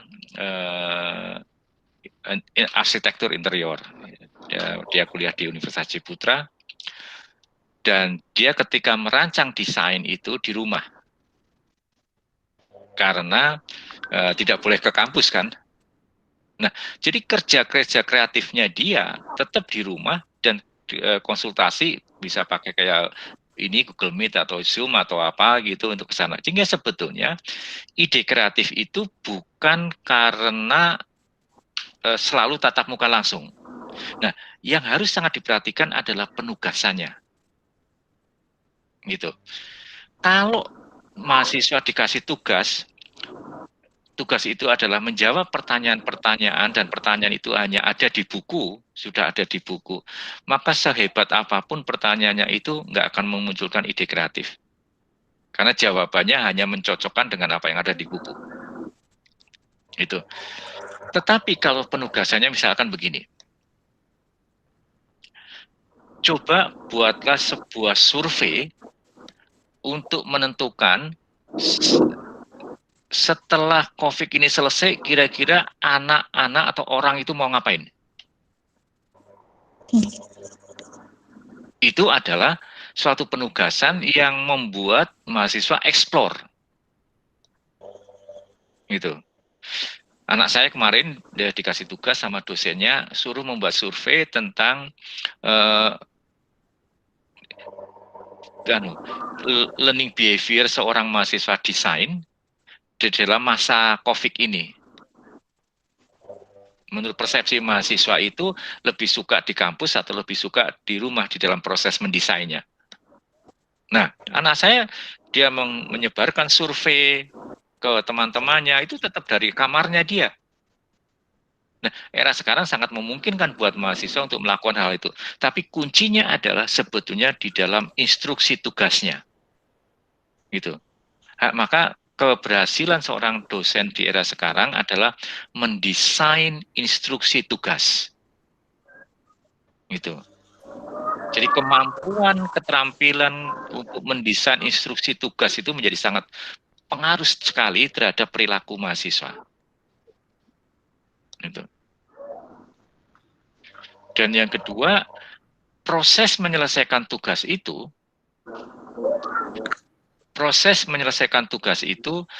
proses yang memerlukan feedback. Gitu. Ada suatu komunikasi, interaksi antar mahasiswa, antara dosen dengan mahasiswa itu.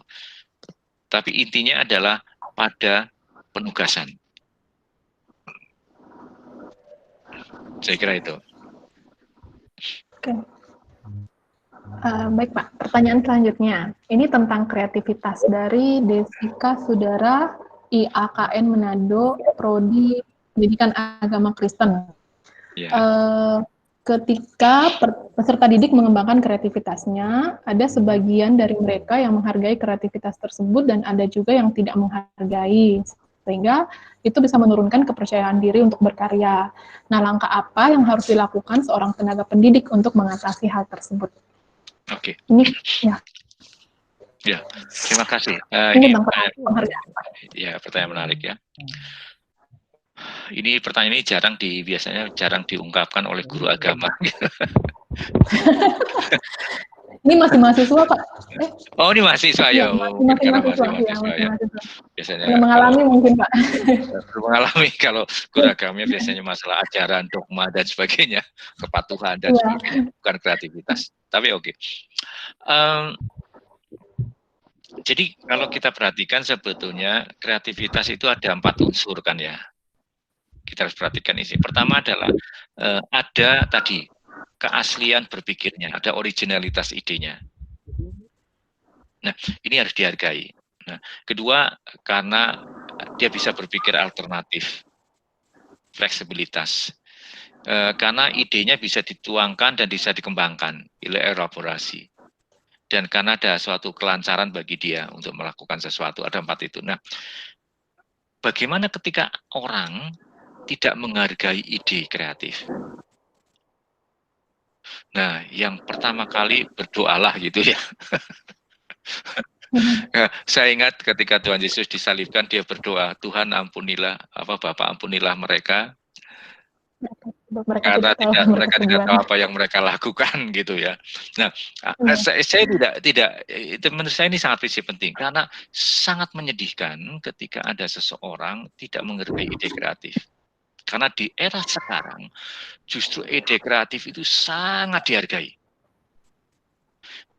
Ketika kadang-kadang kita hanya modal ide kreatif, kita bisa mendapatkan investasi.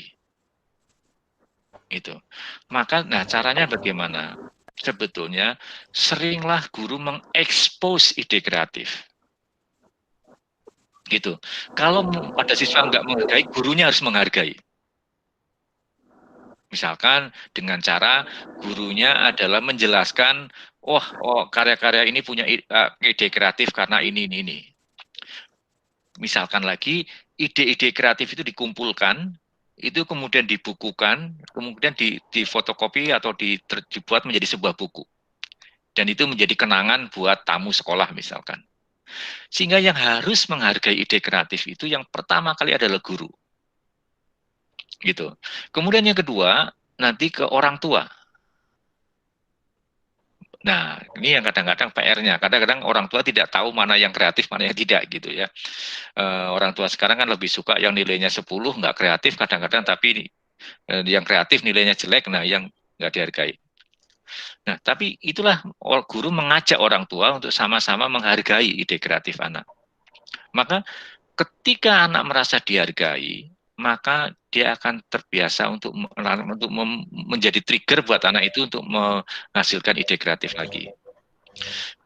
Memajang ide kreatifnya misalkan di majalah dinding sekolah, kemudian diviralkan melalui media online gitu. Kalau sekarang ada media online di sekolah, ya postinglah hal yang kreatif itu, diberikan ungkapan-ungkapan, terus ngajak teman-temannya untuk memberikan komentar positif gitu. Jadi anak yang lain dilatih untuk memberikan apresiasi terhadap ide kreatif gitu. Itu yang dimulai keseharian aja. Oke Pak, ya terima kasih. Selanjutnya dari Pak Leonard Takalua, guru SMA Negeri 2 Ambon. Di sini ditanyakan tentang yang taksonomi Bloom, yaitu dimensi metakognisi. Dimensi ini yang belum secara optimal merangsang kemampuan belajar siswa. Jadi bagaimana caranya guru lebih berorientasi pada dimensi ini? Oke. Bagus ya pertanyaannya, terima kasih. Metakognitif. Metakognitif itu kan sebenarnya gini, berpikir tentang cara berpikir ini kan harus dilatihkan ya. Jadi anak dilatih untuk membayangkan sesuatu, gitu. Misalnya gini, kalau kamu sekarang dikasih uang 10.000, kamu mau menggunakan uang itu untuk apa? Nah, itu sebenarnya metakognitif. Memikirkan tentang strategi. Itu. Kalau yang usia anak mahasiswa itu biasanya, kalau kamu ditolak pacarmu, kamu ngapain? Itu. Atau gimana caramu supaya pacarmu tidak menolak kamu? Itu adalah berpikir strategi. Itu satu. Itu melatih tentang kognitif. Lagi, misalkan kalau kamu sekarang COVID-nya selesai hari ini, besok kamu ngapain? Atau ada nggak sesuatu yang kamu pelajari dari masa COVID ini, kemudian kamu mau terapkan ketika ini selesai? Nah, ini adalah melatih sebetulnya dengan hal-hal yang simpel-simpel sehari itu. Jadi anak melatih untuk berpikir. Misalkan, kalau kamu disuruh memperbaiki satu hal, kamu apa yang harus kamu perbaiki sekarang? Gitu. Nah, ini yang sebetulnya kalau kamu diberi kesempatan bertanya kepada orang tuamu atau minta satu pada orang tuamu, apa yang kamu akan minta? Nah, itu adalah melatih. Nah, betul sekali bahwa cara berpikir metakognitif ini harus dilatihkan berulang-ulang dan terus-menerus dengan pertanyaan-pertanyaan yang real atau yang simple gitu. Nanti lama-lama anak akan terbiasa untuk berpikir metakognitif. Gitu. Misalkan lagi, kenapa ya sudah masa PSBB, kalau di Surabaya PSBB, orang masih berkeliaran seperti nggak ada PSBB gitu. Nah, itu kan sesuatu, ada something yang harus digali gitu. Gitu. Jadi itu memang harus dilatih untuk ke sana. Dan ini kembali lagi, kalau ini belum biasa, yang membiasakan apa? Harus guru. Harus guru. Gitu. Kemudian ada pertanyaan dari Ardi, tapi sepertinya ini sudah dijawab tadi tentang bagaimana mengembangkan atau merangsang anak-anak untuk mengeluarkan ide. Ya, saya lanjut saja ke pertanyaan dari Rian. Rian ini guru di SD Kristen Anugerah DKI Yahukimo, Papua. Kondisinya mereka di sana itu mereka sulit untuk melakukan pembelajaran daring, sehingga kadang menggunakan radio untuk media pembelajaran. Terus di tempatnya mereka itu sangat sulit untuk sangat tidak efektif menggunakan radio, sekalipun karena sudah ada orang tua murid yang tidak punya smartphone sama sekali. Jadi pertanyaannya itu kira-kira bagaimana caranya supaya mereka masih tetap bisa mengajar di tengah-tengah kondisi yang seperti ini, sulit untuk ketemu langsung. Wah, iya ya, ini saya bayangkan juga akan sangat sulit sekali gitu untuk situasi yang memang infrastrukturnya belum lengkap. Tapi begini aja, ini jawabannya agak umum. Bapak Ibu, masa-masa di sekarang ini sebetulnya masa-masa membentuk perilaku belajar. Itu bukan masa-masa yang menyelesaikan materi. Itu. Nah, belajar online itu kalau memang struktur online-nya belum strong, kita mungkin penekanan pada penugasan saja. Apakah penugasan itu mau di-online-kan atau tidak di-online-kan tergantung konteks itu. Tetapi saya lebih menekankan bahwa ini kesempatan kita membentuk perilaku baru di dalam belajar.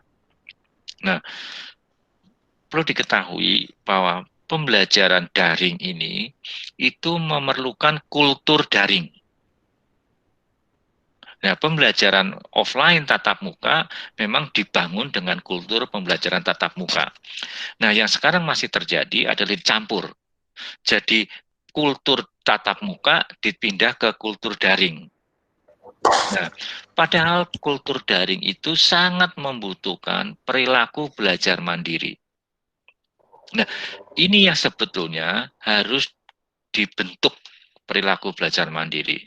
Nah, ketika yang ada di remote itu, maka buatlah suatu penugasan-penugasan, mungkin satu penugasan untuk dikerjakan beberapa hari.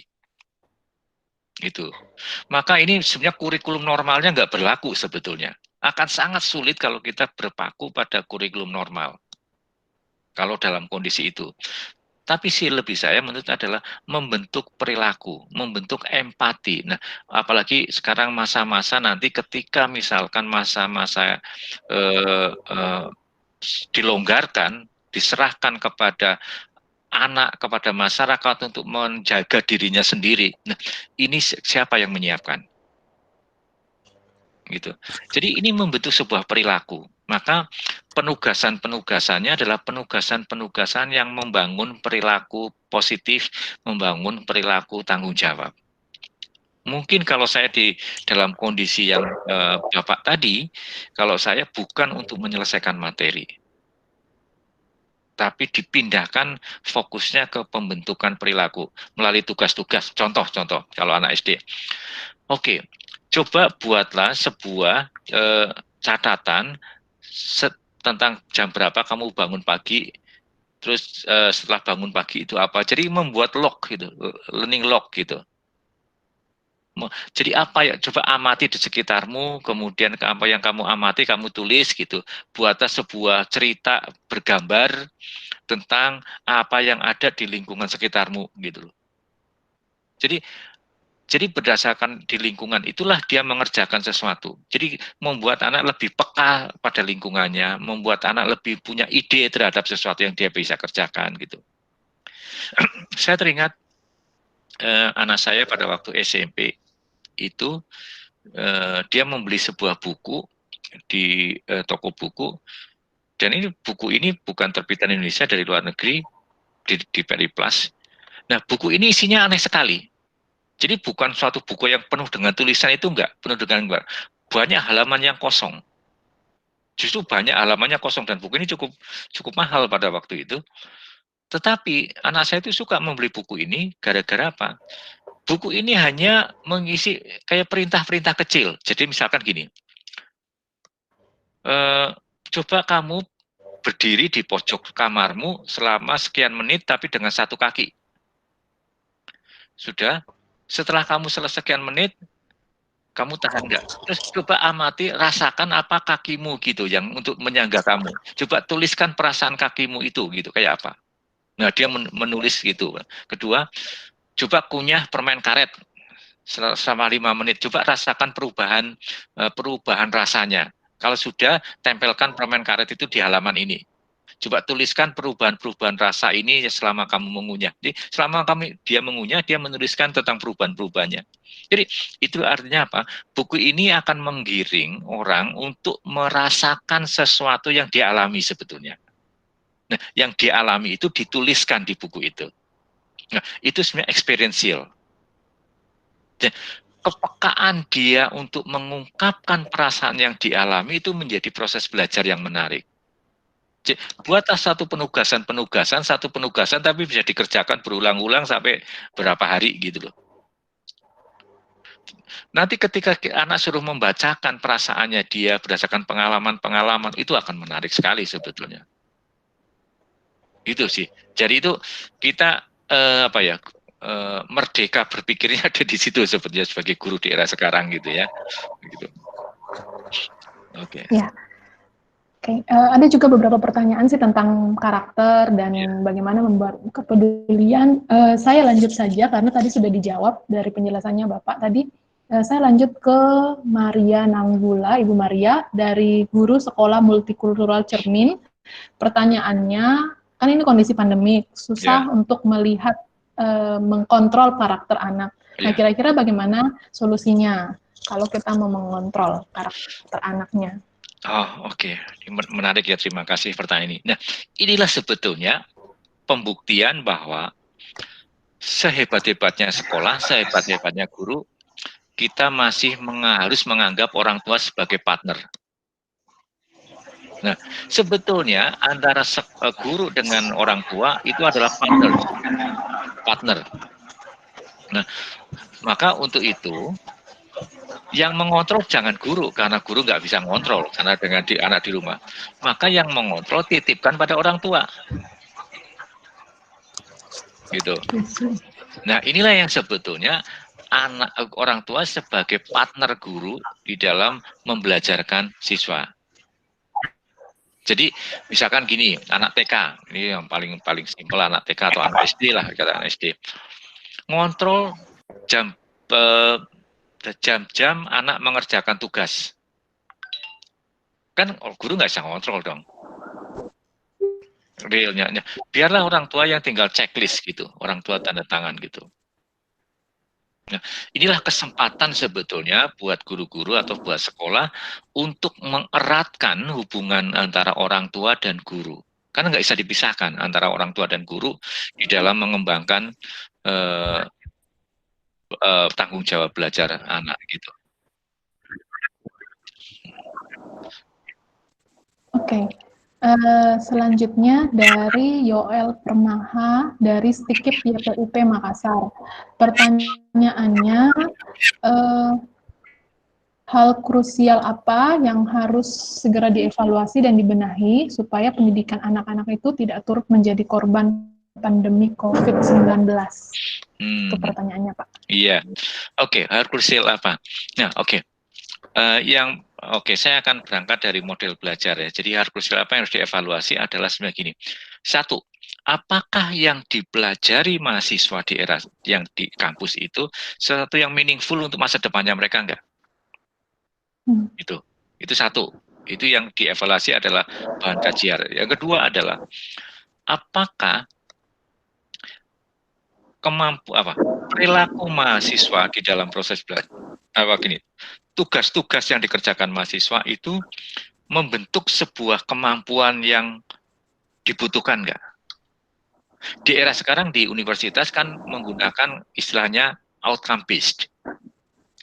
Ya, outcome based. Nah, apakah outcome yang dituju oleh dosen itu, yang diharapkan oleh dosen itu, atau yang ditetapkan oleh dosen itu menjadi outcome yang memang meaningful untuk problem solver enggak?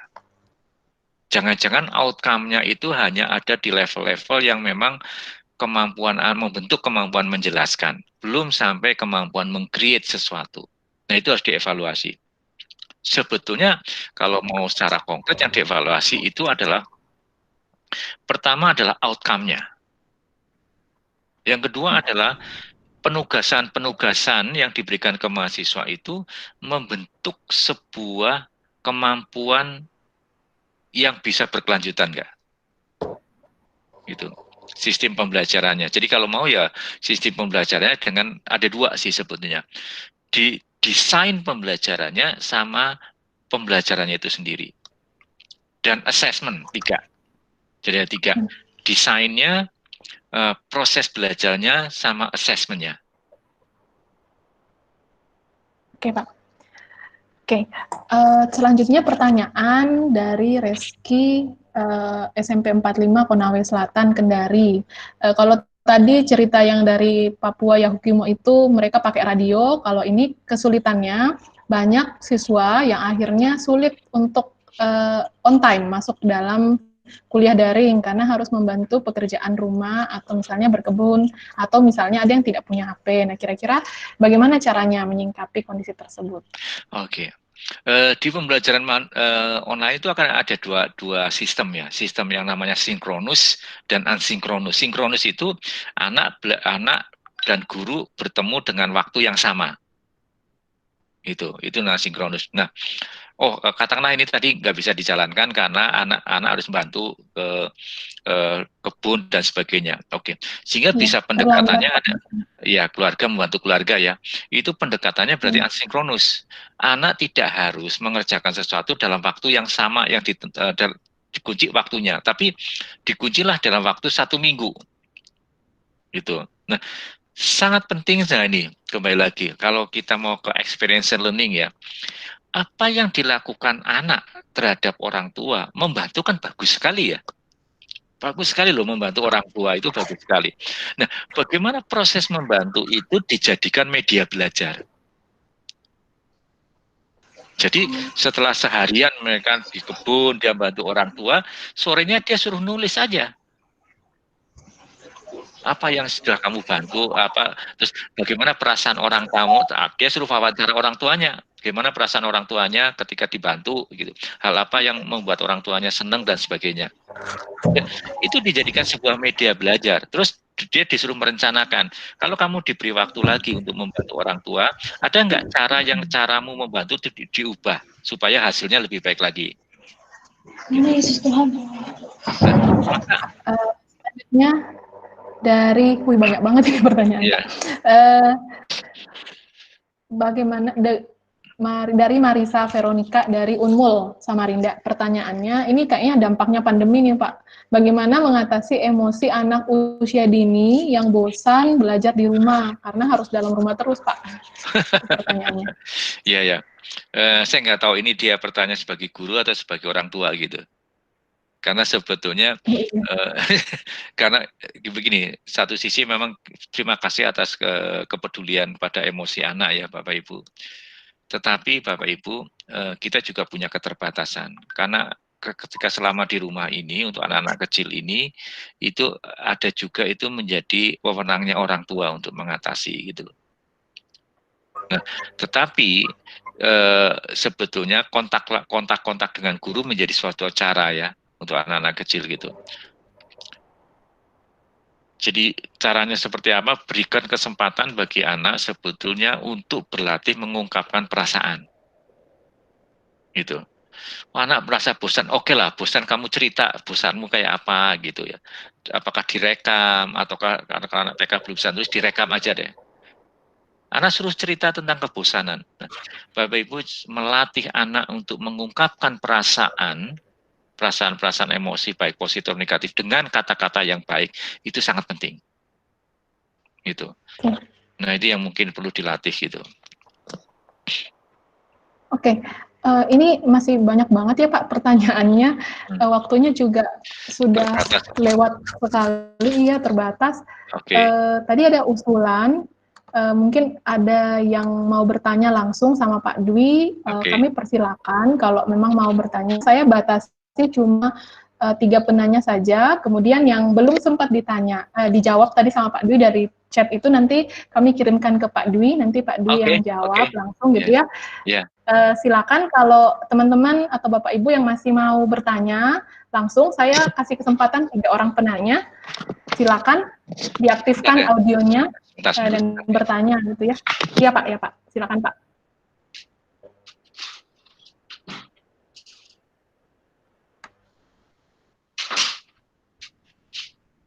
Ada yang mau bertanya langsung sama Pak Dwi, silakan.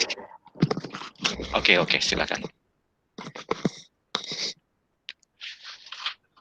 Ada?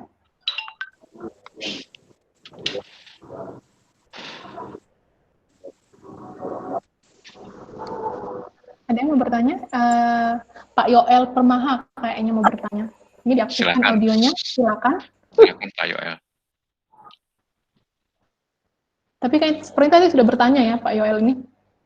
Oh, nggak jadi kayak batal Pak. Ada lagi yang mau bertanya silakan. Saya kasih tambahan waktunya sekitaran 10 menit. Tiga orang penanya kalau mau bertanya silakan.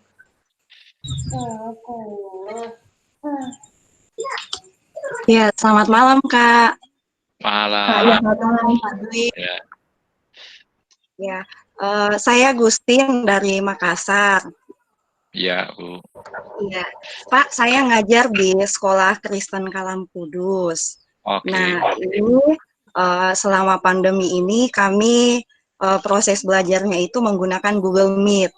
oke, Nah, baru-baru ini kami tetap melaksanakan ujian sekolah untuk siswa kelas 6 dan siswa kelas 9. oke, Nah, kami ujiannya itu Pak menggunakan daring, Google Classroom dan Google Meet. ya, Jadi soal itu kami kirimkan melalui Google Classroom dan pengawasan itu dilakukan dengan Google Meet seperti ya, itu. ya, Nah, tetapi ya saya hanya berpikir seperti ini Pak, di masa seperti ini kita dituntut untuk bisa berdamai dengan keadaan ini dan ya, ya, mencoba untuk belajar menyesuaikan diri begitu Pak ya, ya. ya, ya, ya, Nah, iya, kami mencoba untuk tetap memiliki integritas dan melatih integritas anak itu walaupun ujian dilaksanakan secara daring begitu dan tetap ada pemantauan dengan menggunakan Google Meet, tapi saya merasakan walaupun kami tidak menemukan kecurangan Pak saat itu, tapi saya merasakan apakah kita bisa 100% itu menjamin bahwa dengan sistem daring ini itu bisa mengurangi atau menghilangkan seperti itu. Dengan anak-anak kan Pak bisa melakukan chat seperti itu ya, ya, kalau ya, ya, pemikirannya kita seperti itu Pak. ya, Nah ya, ini yang iya Pak, cuman mau sharing sedikit masalah ini, gimana ya seperti itu pengawasan yang, iya Pak, jujur karena kita sekolah holistik, jadi integritas itu diutamakan ya, seperti ya, itu. ya. Tapi gimana ya dengan sekolah yang terkendala seperti itu Pak? Iya, ya, Gitu. oke, oke, oke. Terima kasih Pak Dwi. Yuk, makasih. Wah, saya udah lama nggak ke Makassar nih. Dulu sering ke Makassar. Oke, oke. Saya sangat setuju integritas itu sangat penting untuk diajarkan ke siswa-siswa gitu. Nah, sekarang cuma adalah cara mengajarkan integritas kan tidak selalu harus melalui ujian. Itu banyak cara untuk mengembangkan integritas itu. Dan itu suatu proses yang berlangsung itu. Itu catatan satu aja. Yang kedua, saya mendekati dari aspek tentang assessment, penilaian. Memang di Indonesia sangat menonjol assessment dengan berbasis ujian. Itu sangat menonjol sekali. Sehingga tanpa ujian nanti guru tidak bisa memberikan nilai gitu, seolah-olah begitu. Nah, justru di masa pandemik inilah sebetulnya sekolah itu di-challenge, ditantang untuk mencari alternatif assessment lain tanpa mengurangi standarnya. Itu kembali lagi, assessment dengan model ujian itu sangat bagus untuk situasi yang normal, yang guru bisa mengawasi dan sebagainya. Walaupun itu masih bisa dilaksanakan ujian. Jadi bisa saja ujian itu digantikan menurut saya itu digantikan dengan sistem-sistem assessment yang memberikan tanggung jawab anak-anak bisa mengontrol belajarnya. Gitu. Tapi mungkin tidak kali ini ya, ini panjang itu tentang sistem-sistem assessment yang bisa menggantikan ujian tanpa mengurangi kualitasnya dan bisa menguatkan integritasnya siswa gitu. Contoh di Surabaya sekarang sudah jarang dilakukan. Dulu itu setiap tahun ada pameran, Jawa Pos menyelenggarakan pameran majalah dinding. Sehingga di majalah dinding dari setiap sekolah dipamerkan dalam hall yang sangat besar, dan ketika saya melihat karya majalah dinding anak-anak, itu nggak ada satupun yang sama. Dari sekolah ke sekolah lain, majalahnya pasti beda-beda. Dan semuanya menonjolkan sebuah originalitas berpikir itu. Jadi mereka nggak ingin meniru nyontek, itu nggak ingin sekali. Nggak ada yang nyontek. Karena setiap itu beda-beda. Nah, kenapa kok anak itu bisa mengungkapkan perbedaan? Karena sebetulnya yang dinilai bukan karena nyontek dan tidaknya, tapi idenya. Nah, ketika kita akan menilai idenya, originalitas idenya, pasti anak tidak akan nyontek. Gitu. Nah, ini yang nanti dibiasakan untuk sistem assessment ini. Itulah mengapa Dikbud sekarang juga meniadakan UNAS kan, untuk kali ini. Karena sangat sulit untuk mengontrol. Karena UNAS itu sangat bagus untuk dalam konteks yang normal. Nah, seharusnya sekolah memang mencari alternatif supaya sistem assessment-nya bisa dijalankan itu. Jadi kalau nanti ada yang tidak berintegritas gitu Bu, nyontek sedikit-sedikit, ya bukan salah ibu lah gitulah ya. Gitu. Karena memang agak sulit untuk mengontrol gitu. Tapi saya sangat menghormati sekolah yang memang menjunjung integritas gitu. Karena itu memang harus dilatih dari kecil. Gitu. Oke, baik Pak. Terima kasih. Mungkin Kak Gusin sudah cukup terbantu ya penjawabannya tadi Pak Dwi. Ada lagi yang mau bertanya? Silakan. Selamat malam. Malam. Oh iya, dari Pak Dalpin. Ya, silakan Iya. Pak Dalpin. Ya, silakan. Saya Dalpin dari Manado, Pak. Dari mana Pak? Iya Pak. Terima kasih untuk sharing. Mohon perkenalan dulu, maaf. Tolong perkenalan dulu dari mana? Iya. Saya Dalpin dari Manado. Oke, Manado ya. Oke. Ya. Saya juga seorang guru. Iya. Iya, jadi menarik Pak. Tadi saya melihat dalam presentasi Bapak dua supporting components untuk kita mendukung anak. Di situ ada help seeking, feedback seeking gitu ya. Iya, betul Pak. Itu sangat berpengaruh memang dalam relasi antara pendidik, guru, dosen dengan peserta didik gitu ya. Jadi ini tentunya pasti interaksi itu intens sekali gitu ya. Iya. Jadi bagaimana arahan dari guru dan bagaimana murid mengerjakan dan juga menindaklanjuti penugasan-penugasan ya. Nah, cuma mungkin memang Pak dalam konteks pandemi ini, mungkin Bapak ada saran dalam hal kita membangun relasi antara pendidik dan peserta didik ini ya. Itu bagaimana supaya tidak secara, karena kan agak garing kadang-kadang gitu Pak ya. Jadi misalnya kita memikirkan instruksi apa yang kita harus berikan ke anak-anak, atau kita buat video juga gitu ya. Kita juga buat video gitu ya. Tapi memang ada yang kurang sih memangnya. Tapi mungkin ini kesempatan bagaimana kita bisa ditolong ya, pendidik mengupayakan berbagai cara untuk relasi antara pendidik dan peserta didik itu terus terbangun dan yang tadi memenuhi harapan dari apa yang kita impikan dalam dunia pendidikan. Mungkin bisa share Pak relasi. Ya, oke, terima kasih. Oke, terima kasih ya. Jadi begini, saya melihat ini, kalau interaksi antara dosen atau guru dengan siswa itu bisa dibagi menjadi tiga aspek. Pertama adalah sebelum anak mulai belajar, sebelum masuk ke interaksi, atau ke saat anak interaksi dan setelah interaksi. Saya mau menggunakan analogi kalau kita nonton film. Bapak Ibu, kalau kita mau nonton film, kita belajari dulu nggak film ini tentang apa? Minimal kita cari informasi dulu nggak? Film ini tentang apa? Iya kan ya? Iya, minimal show-nya di mana, jam berapa, kira-kira filmnya apa, sehingga kalau di situ di gedung film itu ada beberapa film, kenapa kok kita milih ini, jadi ada informasi yang kita pelajari. Nah, perilaku mencari informasi ketika kita nonton film itu sama dengan seharusnya dengan perilaku anak mau belajar. Jadi ketika anak mau belajar, dia pelajari dulu, saya sebenarnya nanti mau belajar apa ya? Apa yang akan saya lakukan ya?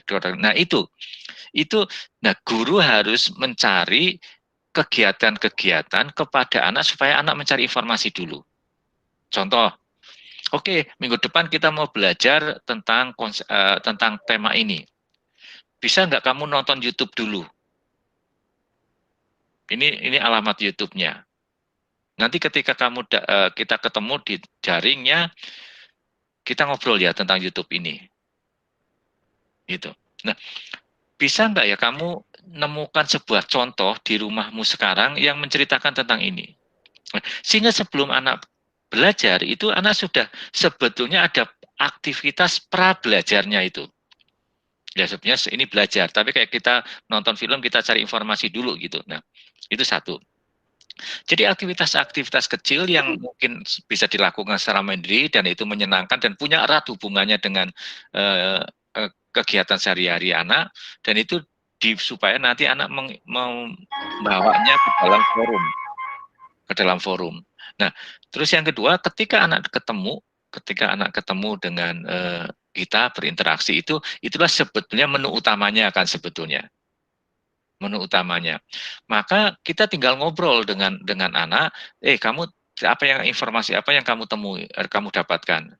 Terus kamu milih yang mana. Nah, itu menjadi setiap anak bisa berbeda-beda. Sehingga forum komunikasi itu adalah sebetulnya forum diskusi siswa dengan guru, siswa dengan siswa. Nah, kalau ada yang tadi menyebutkan ada Google Classroom gitu, jadi ada forum diskusi di situ. Anak melemparkan pertanyaan kayak kita tadi, teman-teman pertanyaan terus ada menjawab dan sebagainya. Itu adalah forum-forum diskusi yang menarik sebenarnya untuk dipelajari gitu. Nah, setelah kita nonton film, ya, ketika kita nonton film, kita kan tidak mendengarkan sutradaranya dong ya. Jadi tidak mendengarkan sutradara itu, tidak mendengarkan penjelasan sutradara, enggak. Ya sudah nonton hasil karyanya sutradara itu. Nah, setelah kita nonton, kita masih diskusi. Wah, filmnya tadi enak ya, bagus ya. Nah, itu. Ya, sebenarnya sama. Sebenarnya ketika anak sudah berinteraksi dengan guru atau teman, sebaiknya memang ada pertanyaan-pertanyaan yang membuat anak itu mendalami lebih lanjut. Itu, mendiskusikan lebih lanjut gitu. Menghubungkan dengan dirinya sendiri. Nah, itu adalah kegiatan-kegiatan yang sebenarnya bisa diciptakan saya baginya tiga aspek itu. Pra pada waktu sebelum itu, saat interaksi, dan saat setelah interaksi gitu. Oke, baik. Terima kasih. Saya pikir sudah terjawab ya Pak Dalpen. Ya, makasih. Ya. Baik, ini sudah 19.47. Saya tambah satu lagi pertanyaan. Kalau masih ada yang mau langsung bertanya, silakan. Masih adakah yang mau bertanya? Saya, Kak. Iya, mohon perkenalan dulu ya. Iya, selamat malam. Siapa ini? Perkenalkan, nama saya Permaha. Oke, selamat malam. Iya. Nama saya Yowal Permaha, asal kampus STKIPI Makassar. Oke. Dari Maluku. Ya, jadi begini Pak, berdasarkan yang terjadi saat ini menunjukkan bahwa sistem pendidikan Indonesia ini masih sangat. Kemudian melalui wabah yang terjadi saat ini juga pendidikan ini juga masih sangat ketinggalan zaman. Oleh karena itu, melalui COVID-19 ini juga telah menunjukkan bahwa dunia pendidikan lebih cepat masuk dalam sistem belajar jarak jauh dengan mengandalkan teknologi internet. Jadi pertanyaan di sini Pak, pandangan Bapak 10 model seperti apa yang lebih relevan di yang terjadi sekarang ini Pak. Terima kasih. Oke, terima kasih Pak. Oke, kurikulum seperti apa ya? Kurikulum. Oke. Ya, baik. Satu, kurikulum di era sekarang itu nggak boleh yang terlalu banyak muatan kontennya, gitu. Karena terlalu banyak muatan konten itu akan menjebak guru menjadi fokus pada kontennya. Sehingga kurikulum itu harus memberikan fleksibilitas kepada guru dan kepada siswa untuk mengeksplorasi apa yang ada di lingkungannya. Nah, kelihatannya kementerian sekarang akan mengarah ke sana. Jadi guru menjadi andalan, sekolah dan guru itu menjadi andalan untuk mengembangkan kurikulum berbasis sekolah gitu. Nah, walaupun yang dulu-dulu juga sudah begitu, tapi nggak jalan-jalan juga gitu. Nah, jadi kurikulum itu kurikulum yang memberikan ruang bagi guru untuk mengembangkan model-model belajar. Nah, ini sebenarnya nanti ke depan tantangannya bukan pada kurikulumnya sebetulnya, tantangannya pada gurunya. Apakah guru itu mampu menjadi kurikulum developer, istilahnya, pengembang kurikulum, atau kurikulum designer, mendesain kurikulum untuk sekolahnya. Nah, ini tantangannya sebetulnya. Jadi nanti kalau memang misalkan pembelajarannya nggak menarik, jangan salahkan kurikulumnya, salahkan gurunya untuk kedepannya ini. Nah, ini yang tantangan besarnya di situ sebetulnya sekarang. Jadi kurikulum itu menjadi kurikulum yang sangat fleksibel untuk dikembangkan. Gitu. Jadi lebih kepada pengembangan outcome-nya, outcome based, kemudian ke fleksibilitas. Dan kurikulum itu menjadi kurikulum yang adaptif. Adaptif itu artinya gini, kalau situasi sekolahnya ada kondisi itu bisa diadaptasikan ke sana, gitu. Tergantung situasi sekolah itu. Kurikulum itu adaptif. Baik, sudah terjawab kira-kira ya. Baik, saya kira cukup untuk pertanyaannya. Untuk teman-teman yang tadi sudah bertanya lewat chat, nanti kami akan teruskan pertanyaannya ke Pak Dwi. Nanti mungkin Pak Dwi bisa jawab via teks juga. Saya pikir cukup untuk untuk materi kita saat ini. Terima kasih banyak untuk antusias teman-teman semua yang sudah bergabung dalam webinar di malam hari ini. Kita cukup banyak ya, ada 107 orang saya lihat. Ya sangat banyak. Terima kasih, sudah banyak juga pertanyaan, insight, dan banyak hal yang sudah dibagikan oleh Pak Dwi.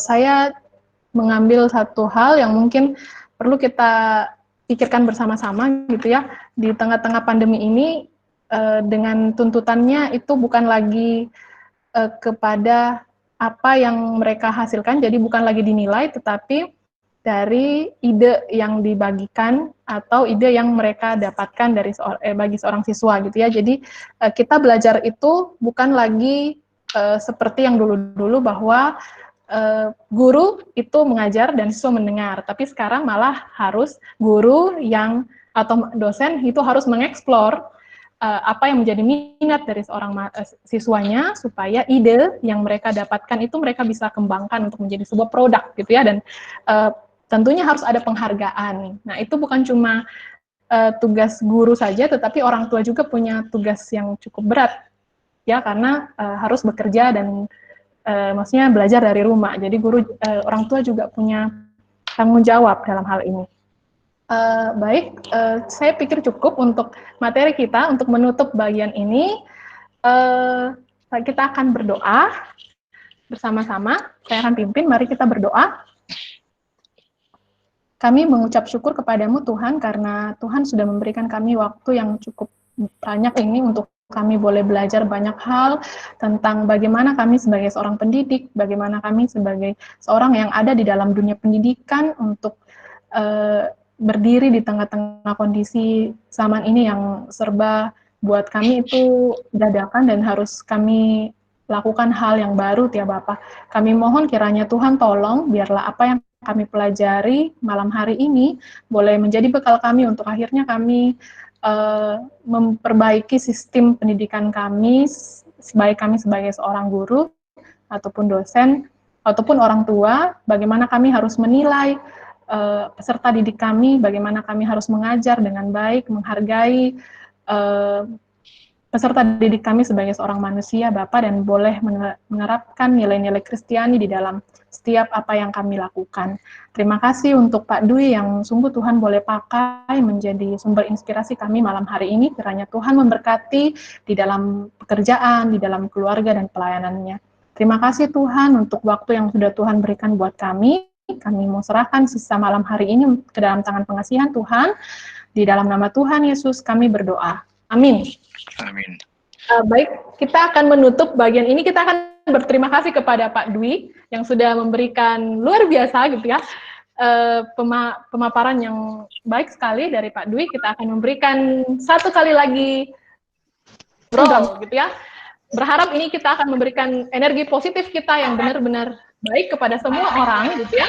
Dan semua orang tetap semangat walaupun di tengah kondisi harus di rumah saja tetap semangat. Terima kasih Pak untuk materinya di malam hari ini. Oke. Mari kita memberikan tepukan drum roll. Dua kali tepukan drum roll. Penunjuk. Ya, drum.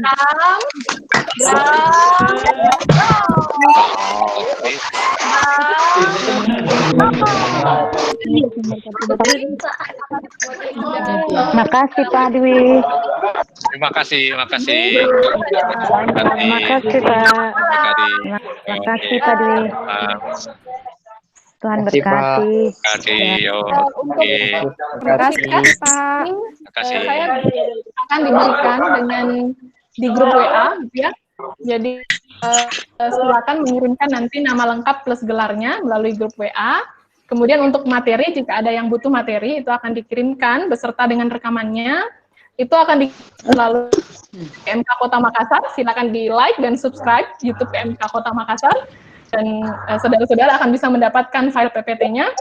Kemudian untuk pertanyaan tadi, kami akan berikan kepada narasumber dan akan dijawab langsung oleh Pak Dwi, gitu ya. Baik, itu pengumuman kita malam hari ini. Terima kasih banyak. Terima kasih. Selamat beraktivitas kembali, selamat beristirahat. Tuhan Yesus memberkati. Selamat malam. Oke, malam. Terima kasih. Ya.